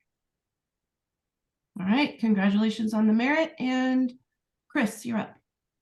Yeah, I was at 79 in the above average category, right on the cusp of deserving of a merit.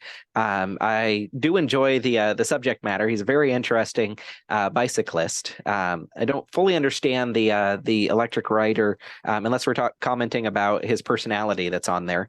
The background elements are a bit distracting. The lady in blue, the gentleman in the fluorescent background. Would love to see just a slightly different perspective on this, just so that we can eliminate some of those and stay in that beautiful color harmony.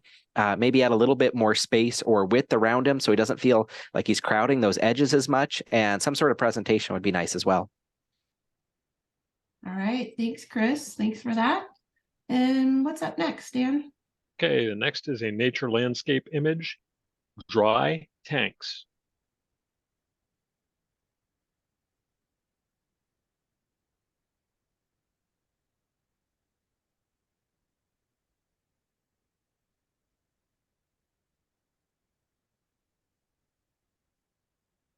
Image scores a 78.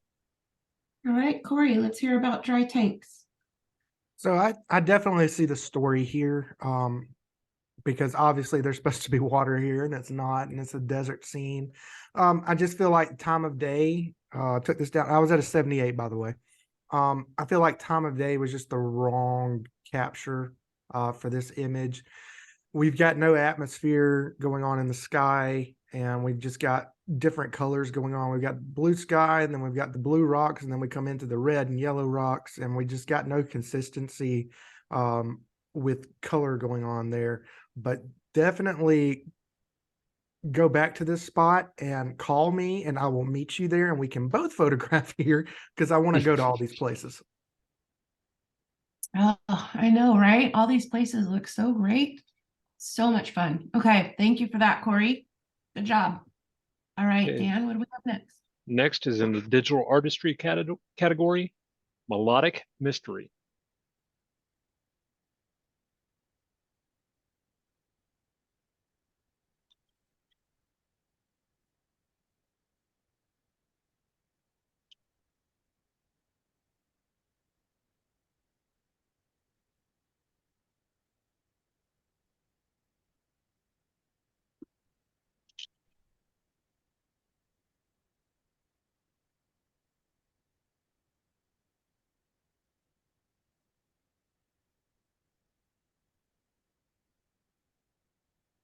Image scores an 81. All right, congratulations on the merit. And Sharon, you're up. Yes, okay. I scored the image in 81. I really enjoy this image, and the maker, I think, did a really nice job. I feel that the subject probably plays the piano, and it's something that they incorporated into something that they did, that they do. And I like the matte framing around the image. I definitely can see this printed and next to a piano and an easel or on the wall. I think what kept me back just a little bit was where the paint went into the subject's right eye.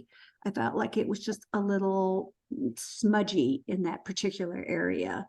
And that's basically the only thing that kept me back from going higher. All right, great feedback. Thank you. Okay, let's keep it up. Okay, the next one is a portrait. Reverend Jeffrey Plummer, please call me Jay.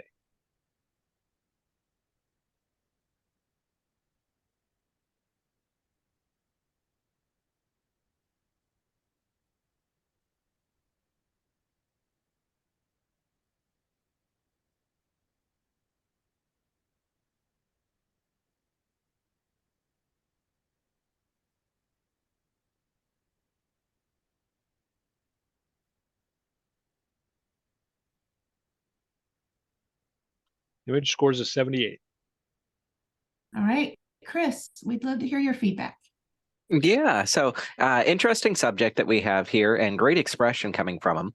The image does feel a little bit dark, so would love to see it toned up just a little bit, particularly on the face. And if we can get some sort of texture in those eyes. I see the very, very small catch lights that are there, but it feels like it goes to kind of a deep, dark black, which kind of goes against that reverend sort of vibe to it. Would also love to see that pin maybe move to the other lapel or him oriented so that we can get the cross that's coming on him a little bit more in focus. All right, that was great. Thank you. Okay, Dan, next one. All right, next is a nature landscape image. Archaeology or geology?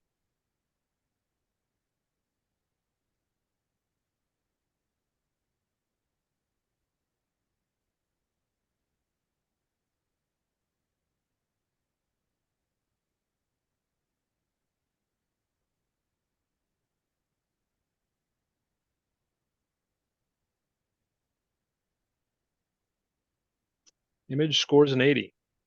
Challenge. All right, we got a challenge by Chris. Yeah, I'm at 85 in the excellent category, and would love to discuss this image to to see how come I'm so far off from the rest of the panel here. We've got a really, really striking subject that's just visually interesting to look at. Is it an elephant? Is it a rock? What's going on here? Like, I'm just captivated by it. And then it's complemented by a very low contrast background, which is unusual, but it allows us to have that really, really deep, dark, high contrast, very shadowy foreground element, which is where I want to be focused and locked in on. Let's talk about it. Oh, yes, let's talk about Okay. it. Okay, Sharon. why don't you Okay. go next? I scored it a 77, and this is called Elephant Rock. And I just have a hard time with the background. It's just so blown out that I see the tonality and the rocks and the trunk of the rock, the head. And this is where when I'm teaching, I harp on neutral density filters, and I harp on shooting a background and my foreground. So I take two images. I take a shot of my background and I take a shot of my subject, and I merge the two together in HDR. And especially at this time of the day. And I think it's just a matter of working at it, for the maker just to work at it, do it again. But it's just, that's the love and hate of nature landscape photography too. All right, and then Corey, let's hear what you have to say. So I I agreed with Chris. I went back and forth on the time of day, and I think here it works because we've got those. I'm gonna call them harsh shadows, but they're good harsh shadows throughout the entirety of the upper portion of the rock. Then we get down and it gets a little bit softer. I think the background works great for it because it makes the rock stand out. I scored it a 77 because of some processing issues that are going on all the way around the rock. We've got haloing all the way from the left to the top, and then we've got it going on the right from the top down on the trunk of the elephant, we're going to call it. And then when we look inside of the gap on the lower half of the rock where it forms that look like a triangle, I'm calling it that. Y'all, I just look over my terms. We've got more haloing there. So just some technical issues that held me back. All right, Chris, your rebuttal. Yeah, thank you. I think it's coming down to the intention of the maker here. The time of day, not what our traditional one was, is we're looking because we do get those harsh shadows, but that pulls out so much texture, as Corey had mentioned, that we wouldn't normally see if we had something that was more balanced between the foreground and background. I can appreciate that one of the other jurors uses a different technique to try to accomplish landscape images that would also be exceptional and very impactful. This one, the maker chose to do it in a single capture, which is on par with like what PPA's new rules are for IPC. So I expect that we're going to be seeing more creative techniques like this to get single captures using only dodging and burning and tonal contrast to be able to pull attention in. I can't justify the haloing. I wish that was cleaned up a little bit more. Same with some of the processing, like on the right side where we have those deep shadows, which is definitely keeping me out of a higher category. Right now, I'm at the low end of the excellent category for the creativity, the impact, the strength, and storytelling that the makers pulled off on this. And I think they've done an excellent job providing all those things. Would love to see you guys join me up here. I'm in the low end of the excellent category, but at the very minimum, being in that deserving of a merit category. I'm going to maintain my score at 85. I'd love for you to join me in that excellent category. All right. Very good. Let's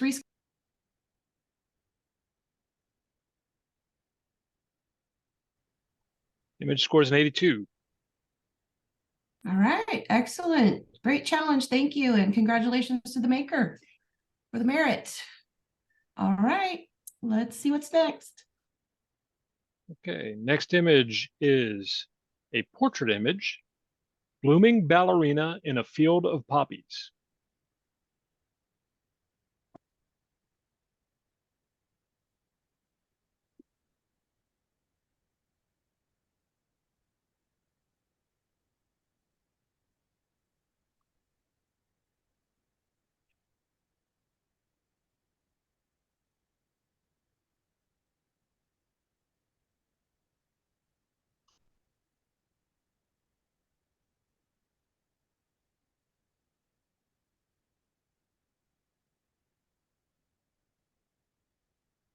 Image scores an 81.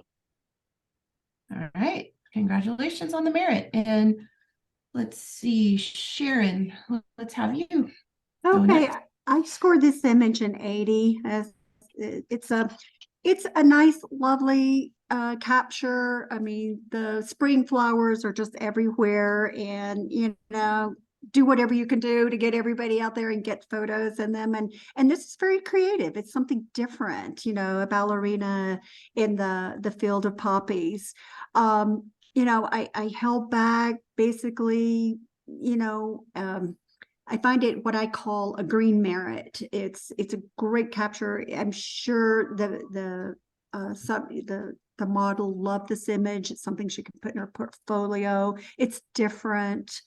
I couldn't go any higher than an 80 because I just wanted to commend the maker for this, because things like this are not easy, and the tonality of her skin is nice, and the position.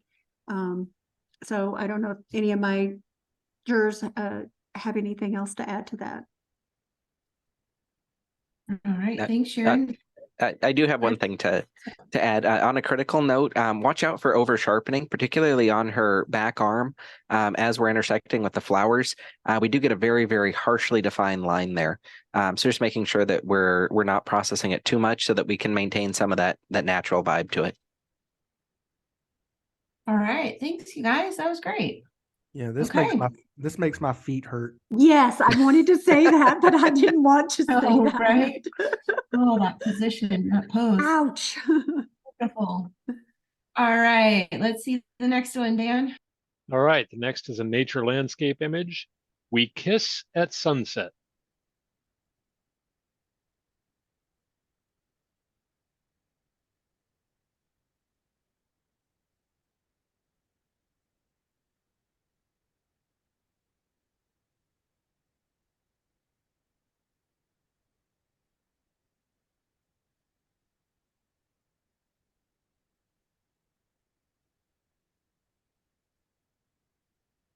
Image scores a 78. Challenge. All right. Oh, Chris is challenging. Okay, we got a Yep. challenge. Yeah, I'm at 83 in the deserving of a merit category. With looking at this image, like we've got some beautiful storytelling that's coming through. The color harmonies right there, strong center of interest. We've got depth.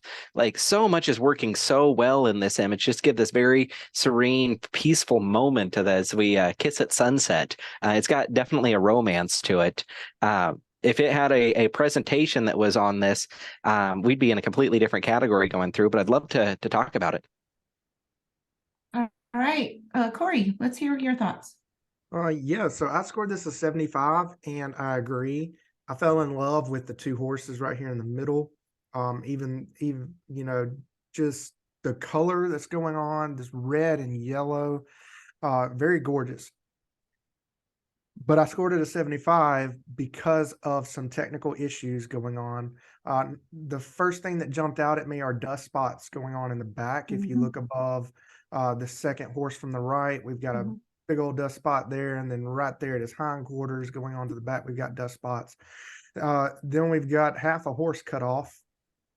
And that bothered me quite a bit. If we could handle the cropping there and fix that dust spot and add a little bit of presentation, my goodness, this would be fantastic. All right, and Sharon?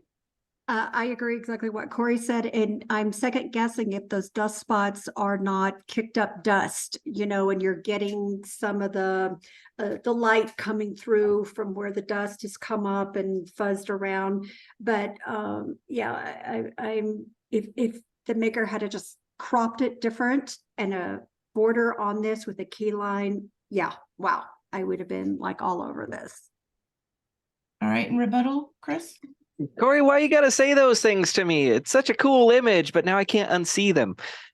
Maker, please listen to that feedback. Pay attention to cropping off that horse on the left edge and the dust spots. Add a presentation, and please don't give up on this image. It's beautiful. Changing my score to a 79. All right, let's rescore.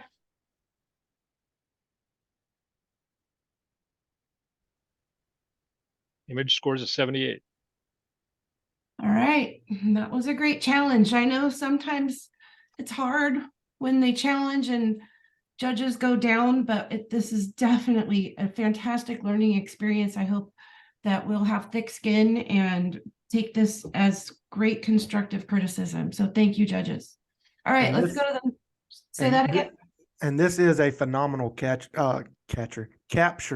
If the maker's listening, this is a phenomenal capture. You fix that, man alive. Yep, love to hear that. Yep, bring it back. Yes. All right, thanks so much. Let's do the next one. All right, next one is another nature landscape image. Great blue heron in flight.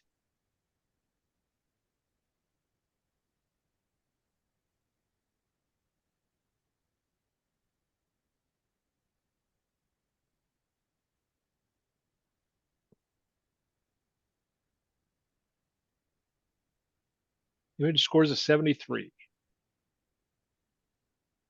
All right, let's see. Sharon, let's have you take this one. Okay, I score the image a 76. To the maker, it's practice. It's practice, practice, practice. And fast shutter speed on these wild animals. Watch your focal point. When you're photographing wildlife, you want those eyes tack sharp. That's where your focal point is. Because in the image in the heron, it's all soft there. It looks like the sharpest point is where the feathers are behind the head. And watch, cropping. Sometimes it's okay. I love how the feathers come up and around, but the feet are cut off and the bottom wing. And I think this is just taking your lunch, taking a chair and just sitting and going early in the morning, go take a nap and then come back late in the afternoon, because it is time of day with wildlife. It is so important. And, just hang in there, keep doing this, and learn your presentation with your background, your borders, and your key line. Okay.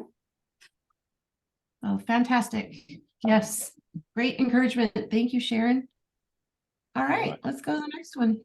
And yet another nature landscape image, green tree on a yellow hill.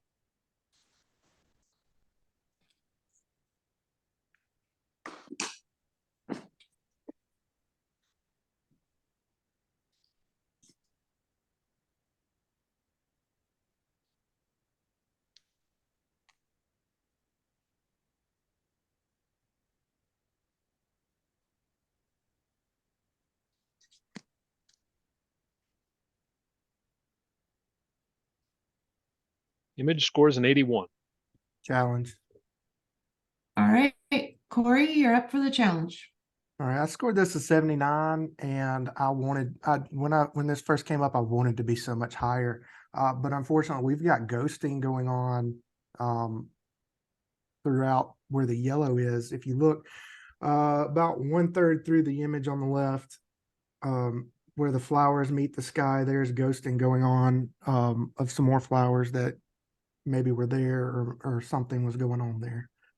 So talk if you guys can explain that for me. All right, Chris, you want to go next? I'm looking closer now, and I see it. I see it. I was at 82, which was in the merit category for this. I can't unsee it. Yeah, I'm the same. I think it's probably caused the banding and the ghosting caused over sharpening. I'm assuming, right? It could be any number of things. All right, Corey, do you have a rebuttal? No rebuttal. All right, let's rescore.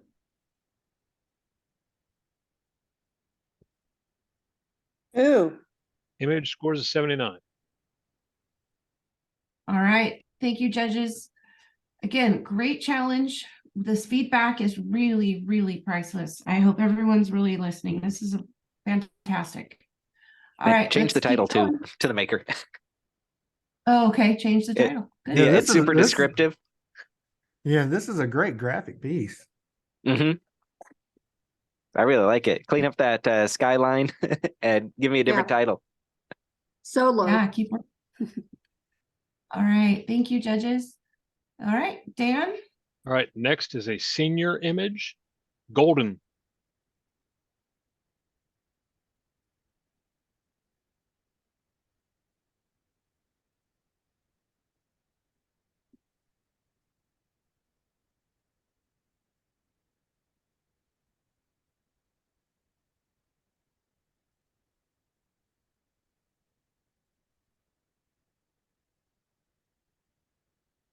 Image scores an 81.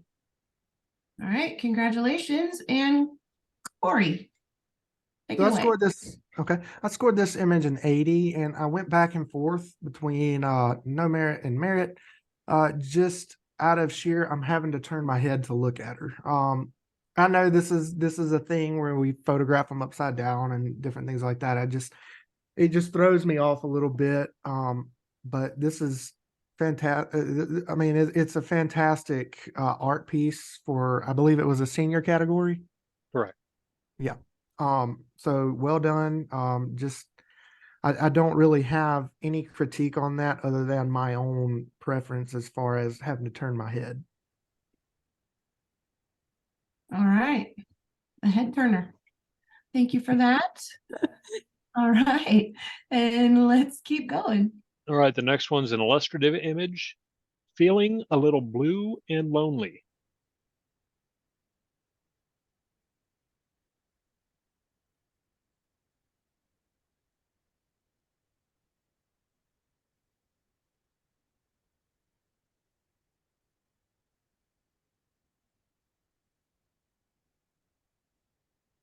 Image scores a 77. All right, Chris, are you feeling a little blue and lonely? It's a cute title. I definitely appreciate that about it. Interesting subject matter. which is fun. The perspective that we're at seems a little bit strange. Like it feels like they should be falling towards us, yet they're standing still.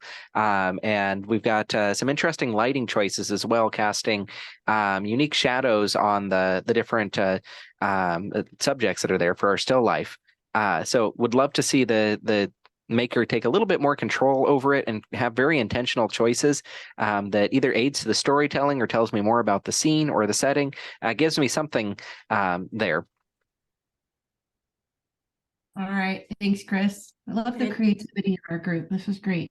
And fix the water spot on the table. Oh, okay. Good call, Sharon. All right. Thanks for that feedback. Judges, what do we have next, Dan? Okay, the next is a senior image, Spanish princess.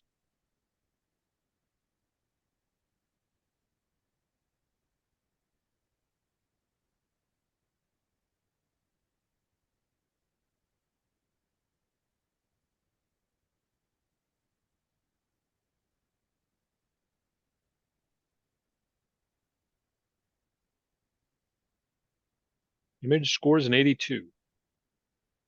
All right. Congratulations. And Sharon. I scored the image an 81. Title's great. I love the scenery. The subject's a beautiful girl, Spanish princess. Everything flows, everything works.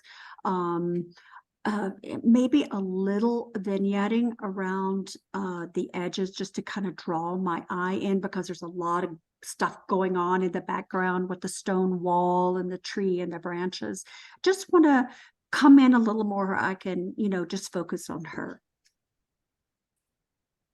All right. Thanks, Sharon.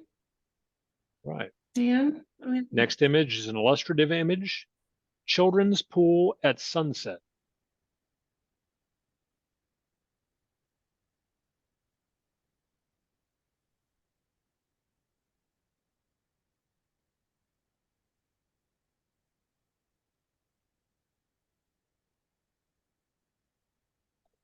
Image scores a 75. All right, Corey. So I was at a 73 on this image, and this is lovely to look at as far as the color goes, because the orange and the blue, those contrasting colors, always get me. But looking at the image closer, there's no detail in the blacks, and there's just this kind of over processed feel as far as the noise removal goes, and not knowing really where my eye needs to land. I go to the sun, but then the blocked up blacks over here on the left keep pulling me over there. I think maybe a little bit different of a capture would have, you would have benefited from maybe different aperture, different shutter, different processing, because when we get things that are over processed, we can always tell. And this has that feel to it, if that makes sense. I hope I make sense. Sometimes what comes out, it doesn't make sense to everybody but me. Well, and the other thing too, if the maker is around afterwards, they can always stay and ask the judges if you guys are still here, for further explanation. So thanks, Corey. Good job. All right, let's head to the next one. Okay, next image is a photojournalistic image, Wrangler.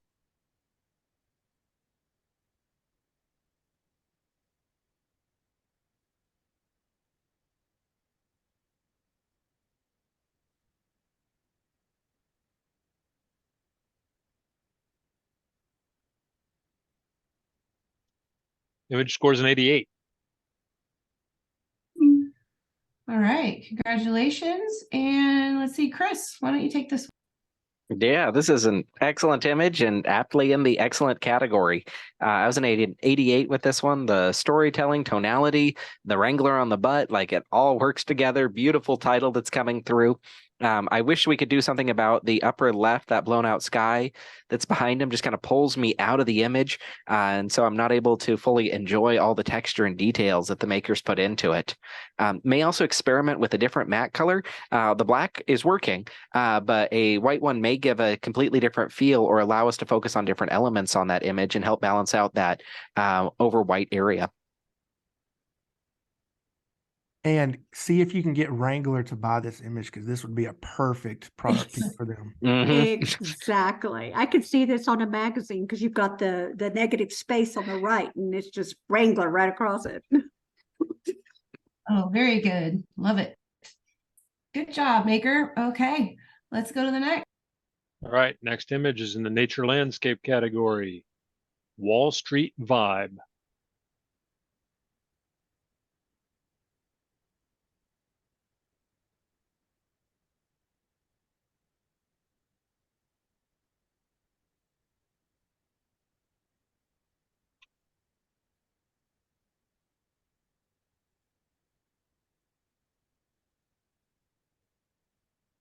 Image scores an 83. All right, Sharon, let's hear it. Okay, I scored this an 83. I like it. I like it. I love these canyon walls, and you slow the shutter speed down to get a nice little flow in the water. I mean, you could almost make this a pano and come above where the water is in slow focus there. Punch the contrast just a little bit and bring those center walls where you have a little more definition in there. But I think it's a great image, and definitely an image I can see framed and on the wall. And if I could just add to that, as far as the title goes, I know it's meant to be funny, like this is as far from Wall Street as you get. This, titles is not part of the 12 elements, but it's essential for storytelling. And while I do understand the Wall Street vibe, it being as far from Wall Street as you can be, I think this image would have benefited from a total, a title that's more relative to where we are, because this is a very strong image. Totally agree. Very well articulated. Thank you. All right. Leaving Wall Street and moving on. Next one's an illustrative image, anemone.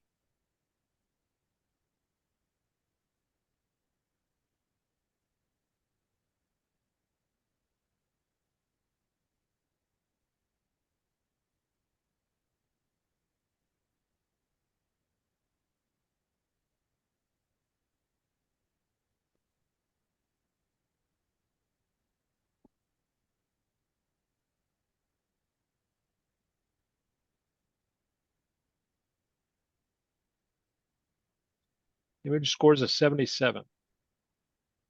All right, Corey. So I was at a 79 on this image, and I like the drama that's there. This beautiful red, that beautiful green.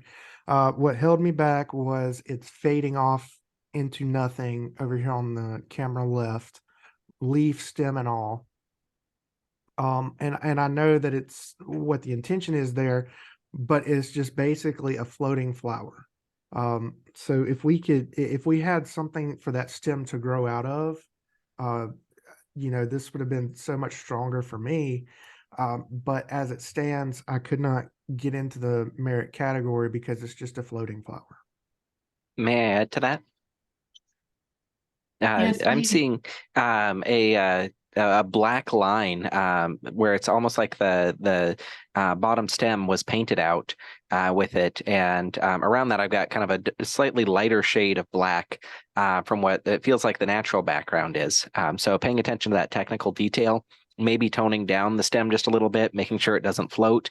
And if you can switch that keystroke to maybe a red to pull from that flower, I'd be at least 2 categories higher on this. Yes. Yeah, and you know what? If I can add to that, I see that under the petal on the right side now. It looks like they were trying to paint in the black, but didn't finish are you seeing it or is it just, Yep. yeah, Nope. is that what you're talking Oh, about, yeah, Chris? yeah. Yeah. I see it Yeah. now. Yeah. I see That it held now. me back on a technical aspect of it because it's yeah. so beautiful. I know it. I loved it. I saw it and then I'm like, okay, it's floating and that kind of held me back. But I saw part of the stem on the left side, but now I see all this like white texture, like they didn't finish painting out the black. Just go back and rework it. Yeah. Oh, great. Thanks, you guys. Very good. Yeah, sometimes we just don't see the things that other people see. So this is fantastic. Thank you. All right. What All do we right. Next one is a nature landscape image, resting in the rain.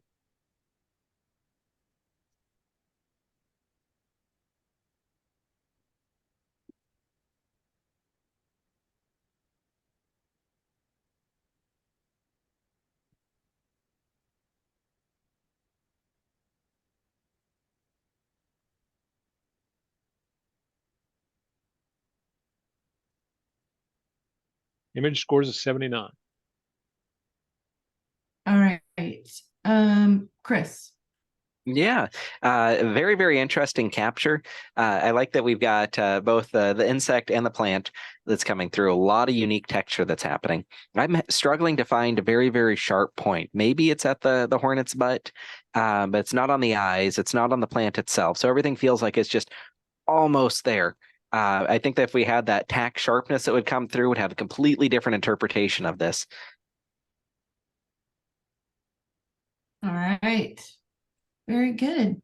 All right. Another nature landscape image, mud monster.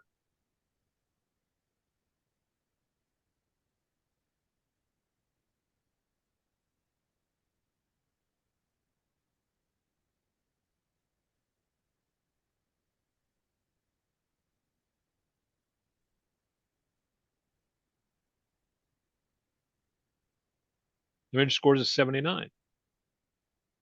All right, Sharon, let's hear about the mud monster. Oh, it's a mud monster. All right. Great title. I scored the image of 77. I feel maybe you're on a bridge or something, you're shooting down, it's underneath you. It's got an S curve. Sorry about that. Got an S curve to it, with the way that it's laying there in the mud. But I feel I don't see a lot of detail in the gator. I feel like, a lot of the head is blown out. I just think, putting some contrast into it, popping some blacks, getting a border and a key line on it, I think it would change the whole outlook of this image. All right, thank you for that. Yes, very good. All right, moving out of the monster category and All right. The next image is a portrait vision of a peacock.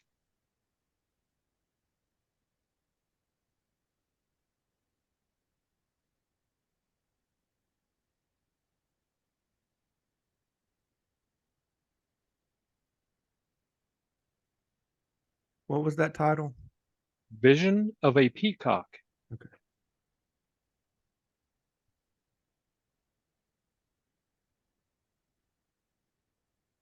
Image scores an 84. All right, and Corey, let's hear. So that's an 82 on this image, and I see the peacock. And very lovely pose, very lovely coloring. What's holding me back is the exposure on the face being so bright, where we've got excellent control throughout the rest of the image. I would have loved to have seen that toned down a little bit more, as well as seeing her left arm. Right now, she just looks amputated. She's only got one arm. And dancers, don't be afraid to tell a dancer, move that arm and bring it out, because that they love that. It adds to the form and to the pose, as well as hiding that other leg. I would have loved to have seen that. As it is, we only have two limbs to view right now. All right, that is very good. Thank you for that. Let's see here. We've had monsters and peacocks, and what do we have next? All right. Next is a pet image, black Doberman mix. Masked Dog Park.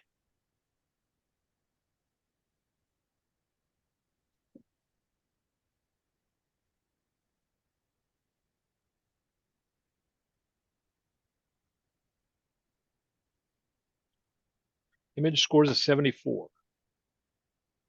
All right, and Chris, you're the dog lover. Let's have you take this.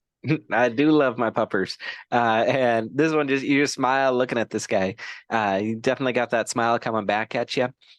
Be mindful of the crop and the time of day. We're in really, really tight on him, cutting off that front paw just a little bit. Time of day is producing some pretty harsh shadows coming through. It also looks like the focus is more on the chest versus the eyes. So we want to pay attention to that as well. And can I just say, watch your Alright. titles. They don't need to be so long. That's very good. Thank you, Sharon. Thank you, Chris. Cool. Good looking dog. All right. Keep going. Next is a portrait, Old Town Carpenter.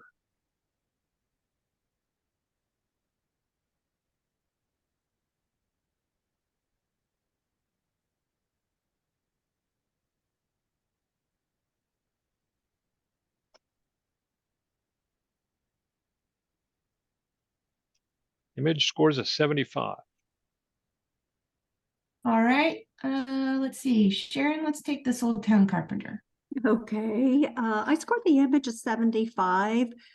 There's a lot of character here with this guy. I wished with the title, Old Town Carpenter, I wish I'd have seen him maybe at a workbench or with some tools or, doing something at his craft, because it looks like it might have been photographed in his garage or something. And I think it's just paying attention to the detail, like the hair on his forehead, his glasses maybe push back a little bit so the left lens doesn't cut his eye. You can't see the full pupil in his eye. He's got the overalls. You've got such a great character here. And I think it's just working with the image, with the subject and the image, and just taking a little more time to perfect what you're doing. But if you can go back and rephotograph this guy and just pay a little more attention to some of the details, you'd have a nice image. All right. Yes, very good. Thank you. Okay. Okay, the next is a photojournalism image, Robert Gates on the drums.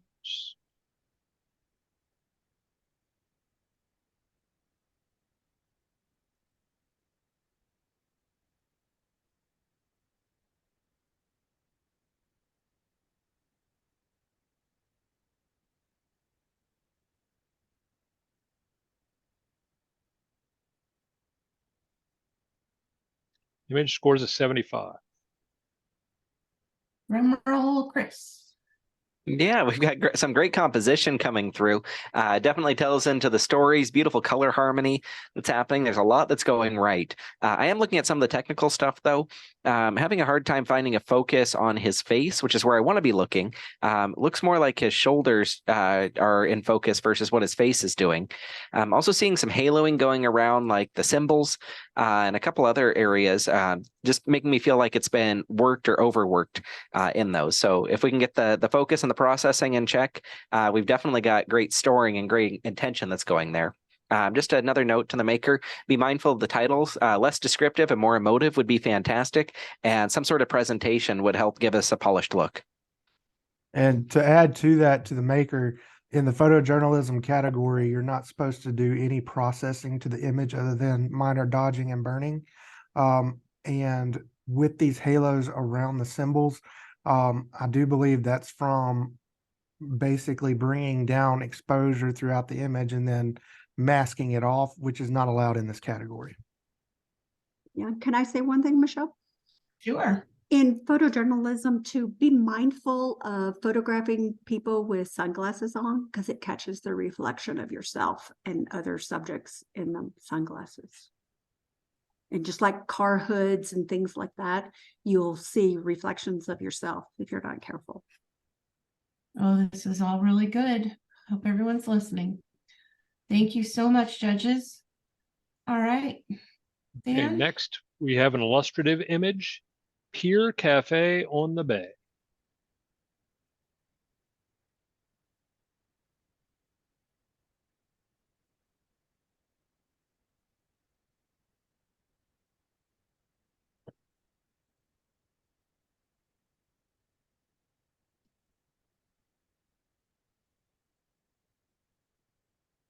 Image scores an 84. Challenge. All right, I hear a challenge, Corey. All right, I'm at the low end of superior at 90.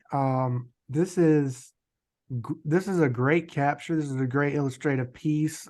Excellent architectural capture. It makes me want to go to this location and eat, which I could eat anytime, but I mean, I really want to come here to eat. This is great capture. I think it would have benefited from some presentation for sure, but I'd love to hear my fellow judges' thoughts on this image and see where I'm off or what we can do about it. All right, Chris, you're up. Yeah, I agree that it's a fantastic image. I'm at 80 on this one, and the subject matter is just perfect. The angle, the perspective, the time of day, it's all working for it. Things that are holding me back from going up where Corey's at is that it's so tight, so close. I mean, even the weather vane up top, we're almost decapitating that chicken or rooster or whatever's up there. The right edge, we're barely touching or almost not touching that corner. If I had some room for this to breathe, a little bit more headroom, a little bit of room to the right, I'd be another category or two up there. But as it is, it's in really, really tight, making me feel a little bit crowded and claustrophobic. And then I start paying attention to things like the bright line that's on the very, very far left of that building. I'm not sure if it's part of a window or the edge of the frame, but my eye goes there. And then I focus and get caught up in the deep shadows underneath the pier. So I'm not allowed to enjoy the instant impact that's there that I think the crop and presentation would add. All right, Sharon. I totally agree with what they have both said. I think some of it is just being meticulous and like the white line that I don't know if that's what Chris was talking about under the window. I think it's just some post-processing, take that out, and then that wire underneath the bottom, a pipe or wire or what that else. Because this is just a really clean, simple capture, which is stunning. And I think just going in there and just minor little things that need to be cleaned up on it is just totally simple to do. And I think you have a great image. I think I'd sell it to this cafe. All right, and Corey, your rebuttal. Well, in rebuttal, I'm going to listen to my fellow jurors and come down a little bit. But to address a few concerns, I'm not sure the white line you guys are seeing. I am seeing some white bird poop on the walls, which is No. natural for all restaurants that are on any beach anywhere. You're going to see that, which is unappetizing sometimes. But to me, it feels like home because I'm down here on the Gulf Coast. But I'm going to listen to you guys, and I'm going to adjust my score to an 84. All right, judges, let's rescore this. Image scores an 84. All right, another good challenge. Wow, tonight's been full of excellent challenges, you guys. This is fantastic. We're full of something. No. And you know, everyone keeps bringing home that presentation. Our judges are right on, you guys. When you don't put a presentation on your image, you're only hurting your image. So thank you, judges, for all that feedback. And all right, let's head to the next one. Okay, the next image is also illustrative. Wet Street in Quito, Ecuador.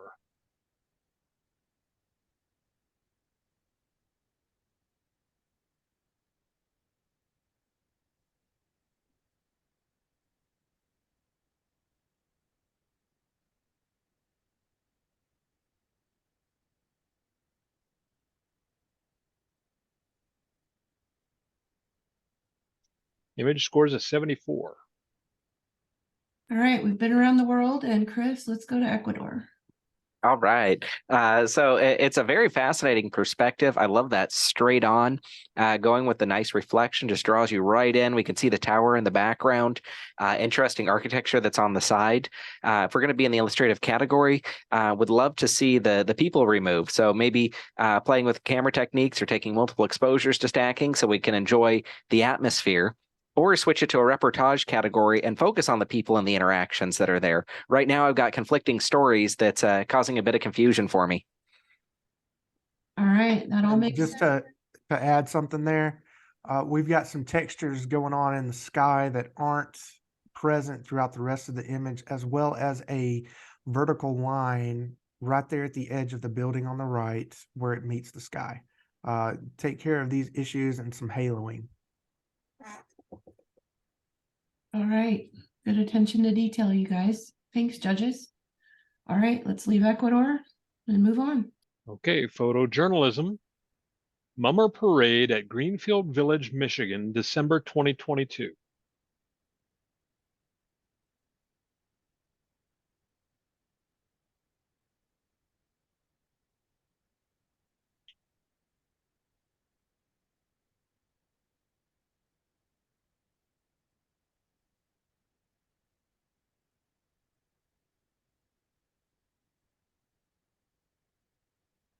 Image scores a 72.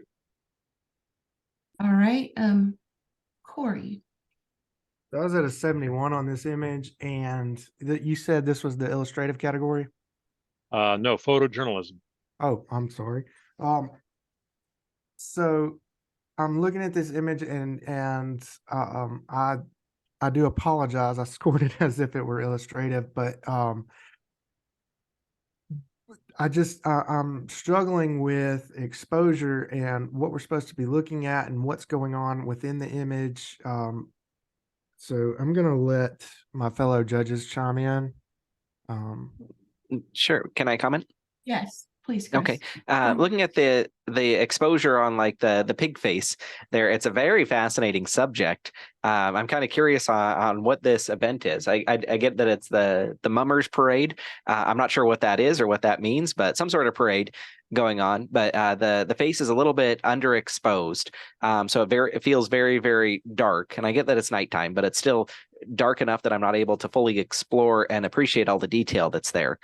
We are supplemented with really, really bright backlights from that bokeh that's back there. And that tends to be a high contrast area, very colorful. And so I'm spending more time looking at the background than I am the primary subject. Would love to see this maybe cropped in a little bit more with the focus on the storytelling. All right, that's really good. Thank you, Chris, and thank you, Corey. Hope the maker is listening. And let's keep going. Okay, next one is a portrait Katrina of Dia de los Muertos.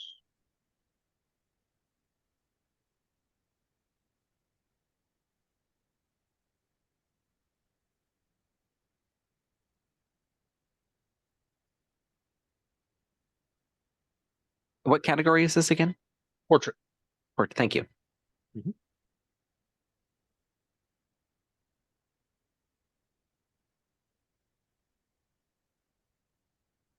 Image scores a 78. All right, Sharon, let's hear about Katrina. Okay, is that your arrow on the screen or is that on the image? Oh, sorry, that, yeah, Oh, okay. my bad. That's okay. I just wanted to make sure I didn't say anything about it if it was there. Yep, it got bumped. Thank you. Sorry about that. I scored this image a 77. And as much as I love black and white, I think I would have really liked to have seen this in color. And again, to me, it feels sort of like a snapshot, and her eyes are drifting off to her left, our right. And it's just cleaning up things, in portrait, I think it would have been better in a different category also, like an illustrated, and you've got a lot going on in the background.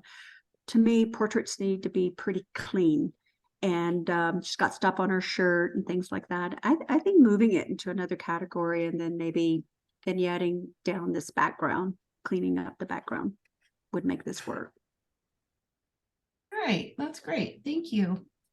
All right, I've got a few more here, I think.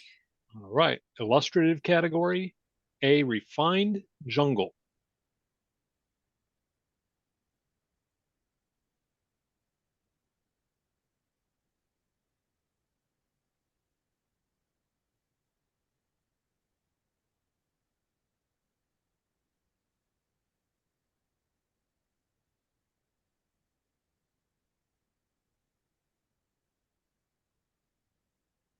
Image scores an 82. All right, congratulations on the merit, and Corey. All right, so I scored this image an 80, and I think the lighting is phenomenal on this. I think this is an excellent, and just this excellent capture of still life. There's no other way to really say that. What was holding me back is the lines of the table. Now, I know the table is there. I know we have to have something there, but those lines just kind of, we've got a diagonal line right here in the first third, and then behind the vase, there's another horizontal line going through, and my eye just cannot help but go there because the background is so black and the table is so black that those lines really stand out. And now that I'm looking, I'm actually seeing something going on in the back in the first third of the stem that's coming through the black right there. There's either texture in the background or something that was missed in post, just some texture coming out of nowhere. So all of that combined held me back, but I did not notice that texture when I scored. All right, thank you for that feedback. Excellent. And I think we've got two more. So Dan. Yep. So next one is a nature landscape image. You've got a friend in me.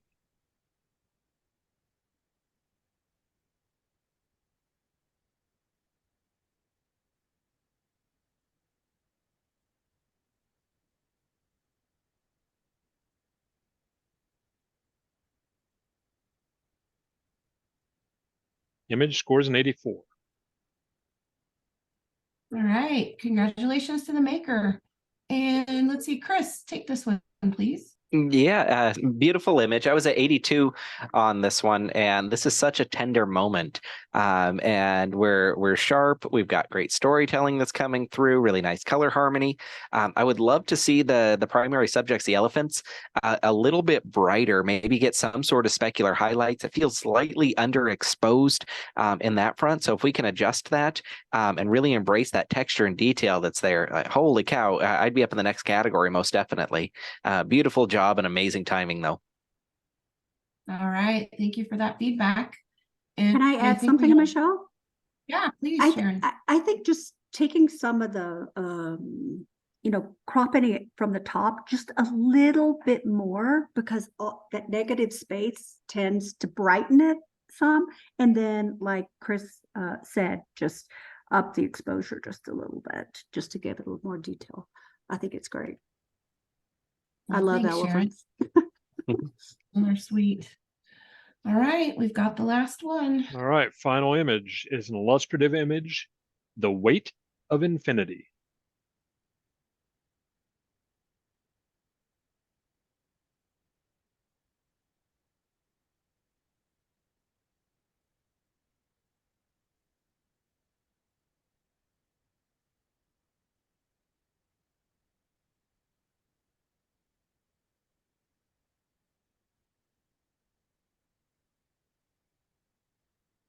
Image scores an 81.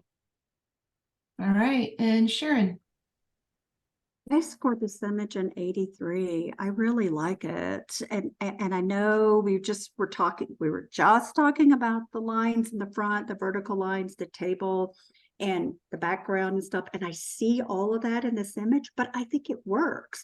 I feel that, the weight of infinity of that soft, delicate flower on this old-timey weight, the scale, and you've got, kind of yin yang with this table. I like it. I think it works. And for me, it does. I know but I'm enjoying it, and I think it's deserving. Well, it merited, so I think that's good. And I know there's a little, whatever maybe the paper they're using in the background, and there's some few spots that could be cleaned up and some little bumps and ridges, but I think it gives it that kind of old-timey feeling. All If I can right. add to this image, Yes, please. we're going a little bit crooked with the table. But also while we're looking at the table, clean up some of the hairs that are showing up, coming from the table's edge into the background, and then this Yeah. little white line coming off the back going up, and maybe a different background. Yeah, it's all those little detailed things that are there. And like there's a spot near the key line at the bottom, little things.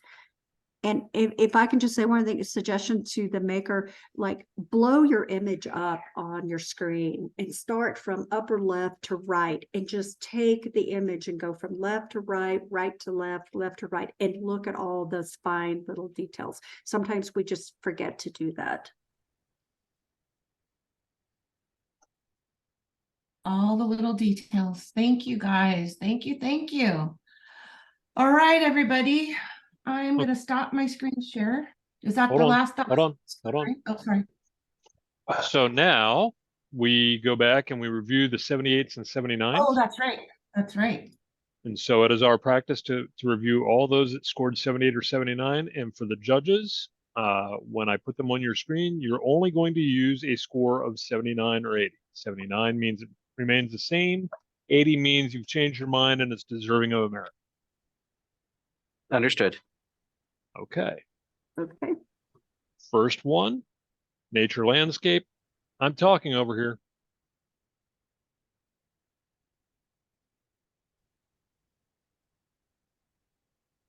Image stays the same. Next image, Black Canyon explosive sunset, nature landscape.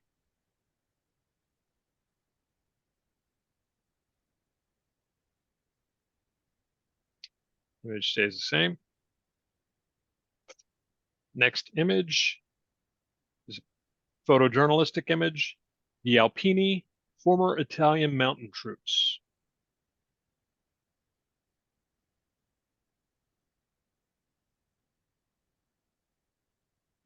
Image stays the same. Next image is a portrait, Hollywood lights.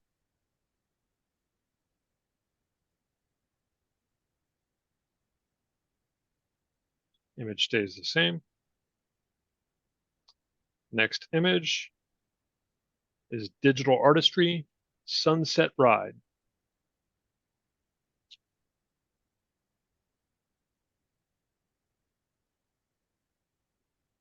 Image stays the same. Next image is a senior image, ready for Friday.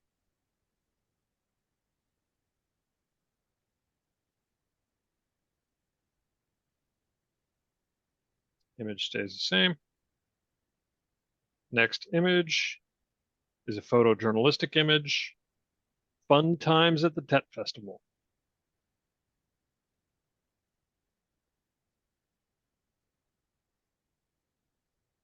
Image stays the same.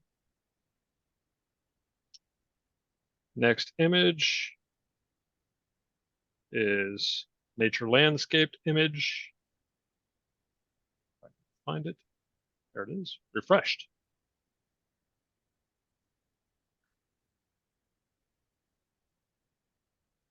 Image stays the same. Next image is an illustrative image, Arabian Nights.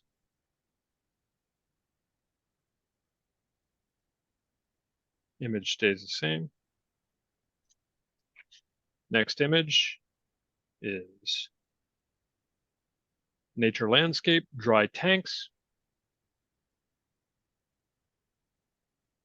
Image stays the same. Next image is a portrait, Reverend Jeffrey Plummer, please call me Jay.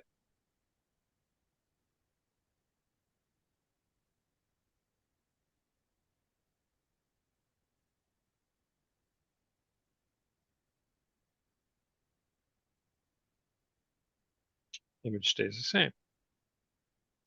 Next image is a nature landscape image. We kiss at sunset.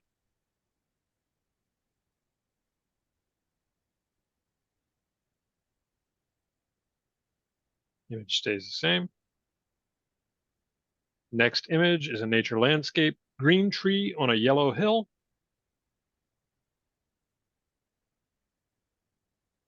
Image stays the same.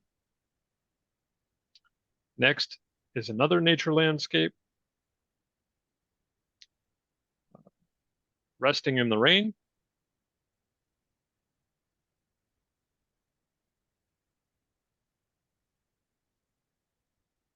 Image stays the same. Next image is another nature landscape, mud monster.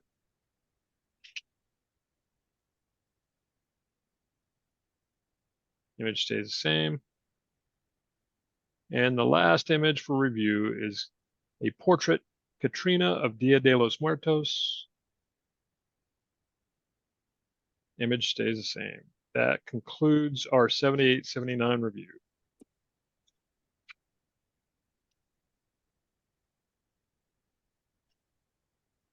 All right, I'm going to make some breakout rooms here. I'm going to pause the recording. I'm going to screen share again.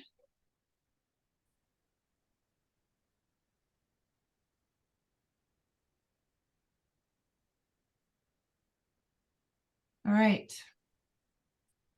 Dan, are you ready? Yeah, hold on a sec.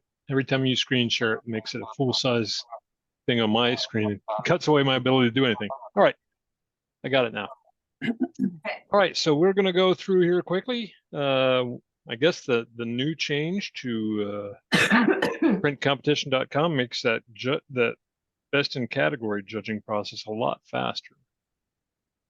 So our best portrait image on the evening is Autumn Harvest by Jennifer Curry Wingrove.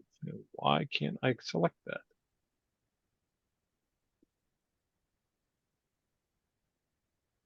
Huh. It won't let me select it. Oh, We'll just all think Weird. about it.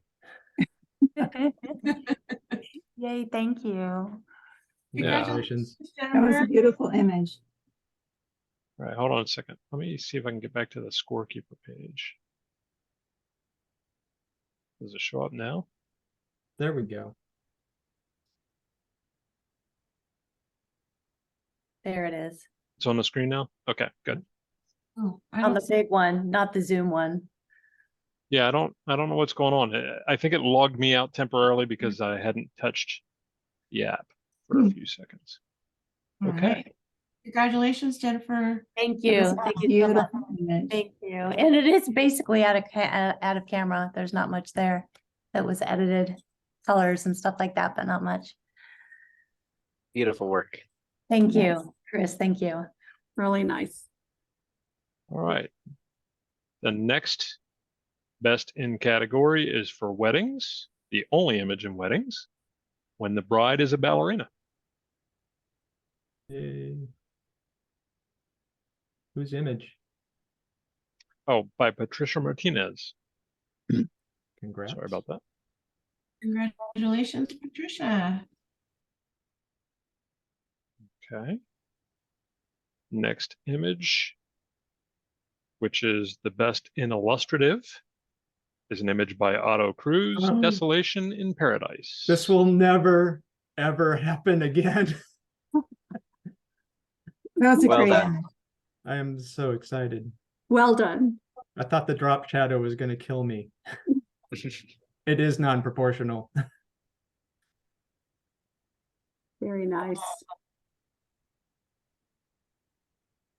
And then the best in the nature category, find it, is Conza Prairie by Rachel Blazer. Beautiful. Way to go, Congrats. Rachel. Congratulations. you. I saw that come up and I said, oh, okay. It's so Next. beautiful. It's beautiful. Thanks. Okay.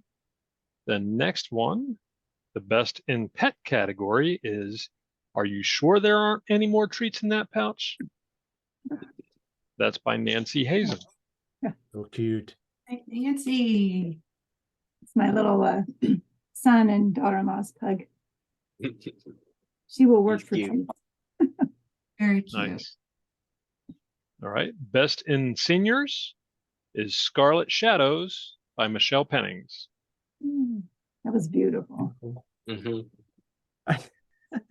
This is so like Turnabout, a dancer by Michelle and Jen doing. I know, right? What the what? Right. And the best in digital artistry is Melodic Mystery by Michelle Pennings. Well, thanks, guys. That was fun.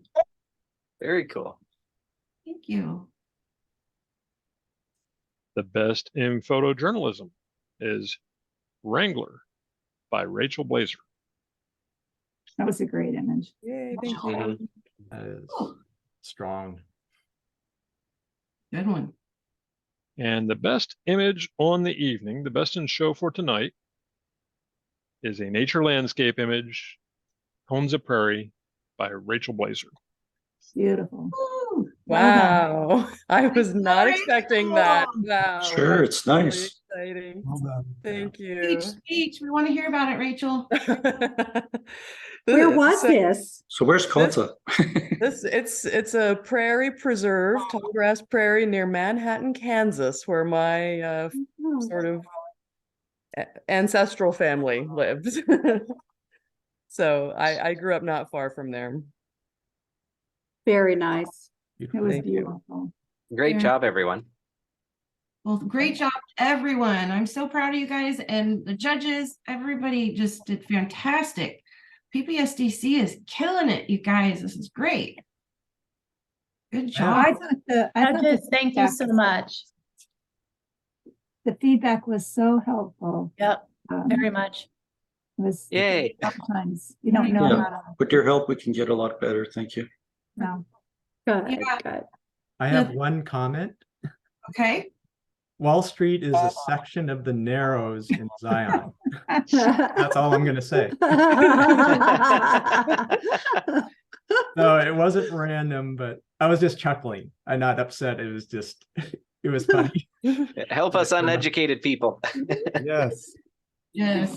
Well, At that's least, go go ahead. ahead. Go ahead. At least the I was water. gonna say that's why the title is important, because sometimes, even though it is the Yes. name of the place, someone might not know. So Yeah. titles and Good presentation. point, and it was funny. I cracked up. Titles and presentation, everyone. Presentation can really make you or break you. I know we think on a local level, I don't need a presentation, but you guys are also talented. And if you move on to state and IPC and the merit and review, they're going to ding you for not having a presentation. So thank you, judges, for bringing our attention to that. It was great. Sharon, were you going to say something? I don't remember. Oh, okay. I think it was about what Otto was saying. Yeah, at least the water was low enough for you to get in there. So, Yes. Does That anyone shot was done on a tabletop tripod. awesome. And I was holding on to a rock. Oh my gosh. See, doesn't matter. You got it. You got the shot. That was great. You used your imagination. Awesome. Does anybody else have any questions for the judges before we let them go for the night? I have a Any question. burning questions? I do have a question. Do you think the Hollywood shot that there's any way to save that particular one, or no, it's just too the light's just too bright on her That- face? It's not necessarily the Yes. brightness of the light, but the No. lighting direction. You're going to have Okay. an uphill battle on that. Okay. If you could, if you had others from the series, or could reshoot it, you've got a lot of potential with that gorgeous model, great styling that's going through. But the harsh shadow coming on the face from the hair is going to dictate the feeling of the rest of the image. That and the mixture of lighting type. We've got the soft light separating her arm from the background, but then we've got the hard light coming onto her face. And so that mixed that mixed feeling of lighting is also kind of bringing that image back.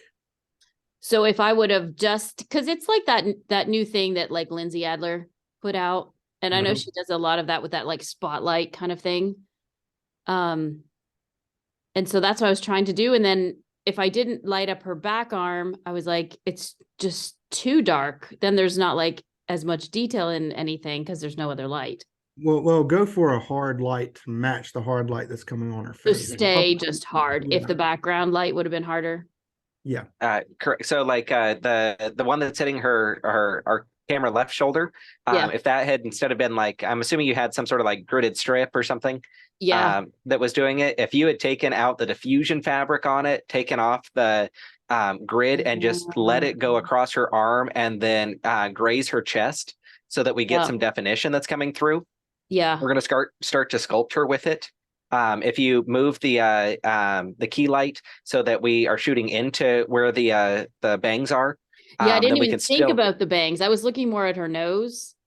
Yeah, you And got then great zoom Rembrandt in, lighting like, that's going nothing's, on. like blown out. So I was like, oh, maybe, it's good. But yeah, I was just playing. And then you're going to want to have some sort of background light to help separate that hair from that background. So if you just had those 3 small changes coming through, still staying hard and consistent in what the light source is, but allowing the light to sculpt her body, you've nailed the genre. Okay. Yeah. It'd be fun to see that one in black and white though, Melanie, just for fun.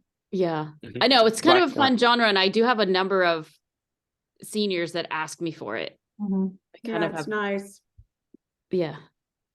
Trying to And learn her, how to use that light. and her hands are placed nicely. The skin tone and everything is just perfect. So it's just Thank that you. harsh light right here. So Yeah. Okay. it's thank really you. nice. Very nice though.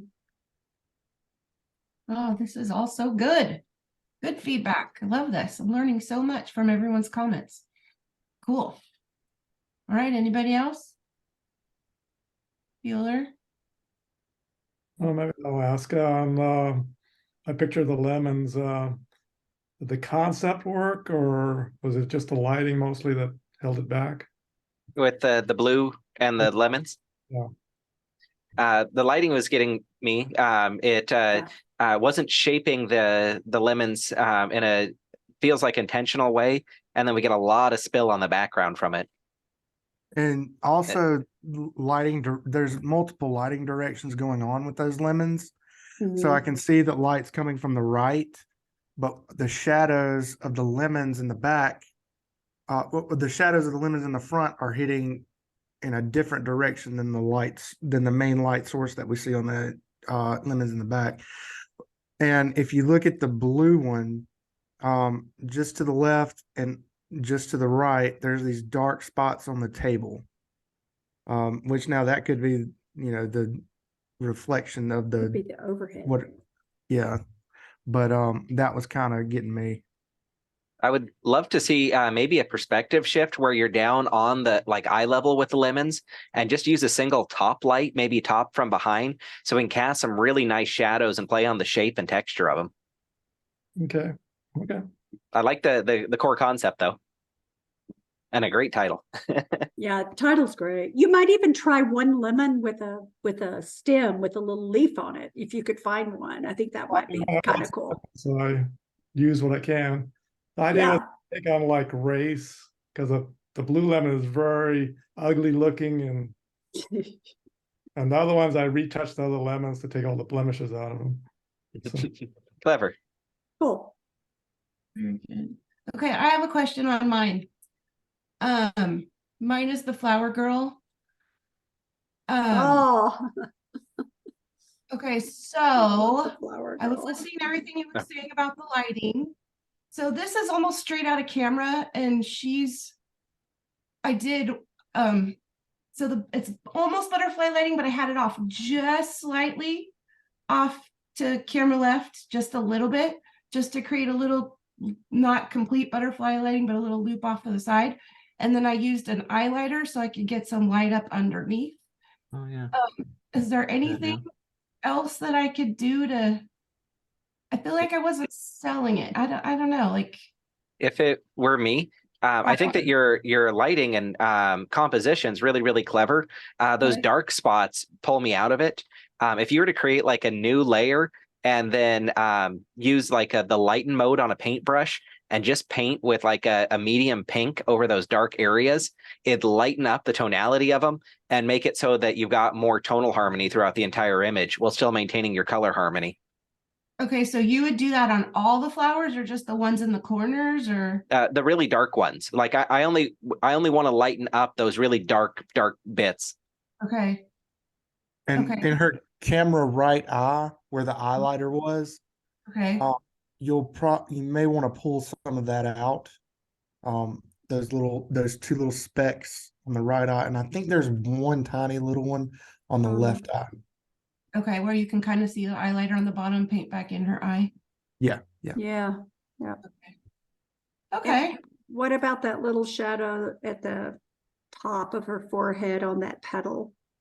I like that. That lets me know that it's real. You Yeah. like that? Okay, good. I like it. Okay. Clean up Yeah, on the edges though, where the petals intersect, particularly on the camera left side, that first big dominant one. Like you've got that little bit that's just kind of sticking out, draws your eye away from it. Same in like the upper left. okay, wait, which part? Like right here? No, down, and along the edge of the frame. To the left. The frame, 1/3 up. On the frame. Yep, there you Right go. there, Right there. Right there. Oh, okay. What about this dark spot? That doesn't bother me. Okay, Mhm. all right. Yeah, because all the shadows, everything is all, it's all there. It's in the flower, right? Yeah, and then this is all dark. It's like these are foam flowers. It's weird. And so it's Okay. all- So it's the texture of the flower, and they're painted so that they come across Yeah. as lit differently. Yeah, so that's Okay. why. Okay, but I can paint those down. Okay, because this is the first time this one's come out the gate. And so this is great feedback. I love this. Gorgeous. Thank you. Mhm. Is she related to you? Yeah, that's my daughter. She's beautiful. I kept thinking there was some similarity. Just now, I just saw it just now. Oh, how funny. Yeah, Yeah, thank you. beautiful. Thank you, thank Wow. you. Oh, good feedback, guys. All right, anybody else got questions for these? Michelle, I Fantastic. have just a little comment. I know that where you want to go with images. There's like in some places in the flowers, like bottom right, there's like little triangles that are dark that are created. So if you go down to the right edge and then in a little bit, right up to the right, a little bit to the right, a little bit down. It's very Just a small, picture. very small. Here. Up. Yeah, that one there is pretty big. But there's little tiny triangles in various places that I don't know if you want to completely perfect the image. I'm like really anal about like little things like that. Although I missed the 2 rocks on the horizon. You pointed out my one image. And there's like a little tiny white spot in the upper right corner that I go to. Mhm. Right here. Yeah. Yep. Little Okay. things like that. You know, literally this could go to 100 if you like meticulously went through and every single distracting element, you know, All brought it right. down. It's that potential of an image, so it might be worth the effort to go and super clean it Yeah, I definitely will. I'll go over it with and have mine. someone else look at it in detail and point out like real time. Oh, look at the Cool. Yeah, I will. Thank you. Thanks for that. Awesome. This is so exciting. All right, everybody. Does Corey get to go to bed now? You know, right? Everybody's super quiet. I Thank know, you so much. It's only All 1 right. a.m. there. it's a 11:45 here. It's early for us. So usually we go to like 10, Go back to 10:30. bed. But all my San Diego peeps are really quiet right now. Oh my Well, goodness. I'd like to ask, but I don't know if it's worth even continuing with that picture of the mud monster. You know, Oh, with the the mud- alligator. Okay, so on that one, I struggled going back and forth from 79 to 80. This one, I actually loved the tonality in it. It is just the direction that he's moving away. And Just grab his tail and flip him around. You'd be fine. yeah, No. Flip the just go picture. and- Not flip the picture, flip actually him so that his head's bigger and we've got perspective. Yeah. And I know you can't go back and do that, but yeah, but I actually liked it. I mean, it just felt like I was looking at a dinosaur, or a fossilized something. I was so entranced with it. But the presentation and the direction that he was heading, okay, so let me do this. What if you did turn it upside down where the Yeah. tail came first, giving you that S curve, and then you just tilt it in the frame instead of it being up and down? I think we'd miss the strength of it coming towards you. Like seeing the tail more prominent than the head doesn't feel natural or normal. It just seems like it might feel more powerful. But I do have a at you. suggestion for you that I think may work really well. Because the head is, anytime that we look at this image, we're going to want the head facing towards us. If we cut off the head on it and maybe do a really tight, perhaps square crop, just getting like from the belly down to the tail and just really playing into the texture. So use almost like a tight shot, playing into the texture and tonal difference between the monster's body and the mud that we're seeing. I think you'd get a really, really cool, almost abstract feel from it. So if you've got the resolution to support it, I think that you'd be very pleasantly surprised with the image within the image. Yeah, I've got another, I made a virtual copy and I just zoomed in on the head and just see because it's like 50 megapixels. So I can go zoom in and see all the little details. So when you say there's no detail, there's a lot, but we're way out, and like you said, I did take a picture from a bridge. There's no way I'm going to be down there. Yeah, you're missing out. Darn. You could call it Monster Mash, bring it really close in. You see all the mud and the texture. And the reason he's so white is because, of course, he's got dried mud on him, right? Yeah. So would you prefer that he was darker? No. No. Your tones are beautiful. Yeah. Okay. All right. And yeah, I was debating just having the front and back legs just cropped in. Then you would see but then you'd say, well, where's the head? I don't know. I like the tail. The tail's interesting. It's got a cool visual curve and great texture to it. And it really plays up your deep tones. Yeah. I think that's where your image is at. Okay. But yeah, that was very interesting. I liked it. Good job. I know I've already asked, but if no one else has asked, can I ask another one? Sure. About the gold in the water. The senior. Yeah.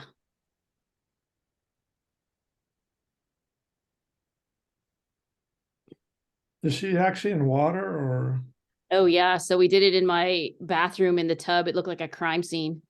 Put it like a big plastic sheet all in there, and we dumped so much glitter. I was going to say, how did you get the glitter out? It was everywhere. You don't ever get it. Hope you blocked your ears. Yeah. And I think it's a clean contemporary portrait. The retouching's handled very tactfully. The area that's below where the crown of the head is, it appears to be like a funky texture that's there. I'm not sure if it's a line or something that was underneath the bathtub, but it doesn't match the same level that the rest of it's on. That one held me back a little bit. The burgundy kind of line? It's Where? like kind of a burgundy-ish, and then it appears to it almost looks like it's smudged or something. Versus it had maintained. like so many layers. Like I literally didn't do any of those things. I know, but I looked at it and I thought these layers sometimes look like weird, but it was literally the water. There was so much glitter in there, you guys. I believe it. It may be worth cloning in something just to make it so that I'm not talking about it and not looking at it. Yeah, so you'd like the part in the bottom right corner. Bottom center. Bottom center, where it's kind of like greeny black. Yeah, kind of a greeny blur with a little bit of magenta line that's right above it. Okay, yeah. All right, thanks. But I think he executed it well. Thank you. Very good. All right, you guys, we're at 9:54, so I'm going to tell our judges thank you from everyone. Yes, thank you. Good job, everyone, tonight. Dan will be up all hours of the night, scoring everything, getting everything all wrapped up with a neat little bow. I'm actually halfway done already. Oh, good. All right. right. Well, thanks again. right. I'm Good gonna night, stop everyone. Yeah. Good night. Night. Good night. Thank you. All right. Good night. Good night. Thank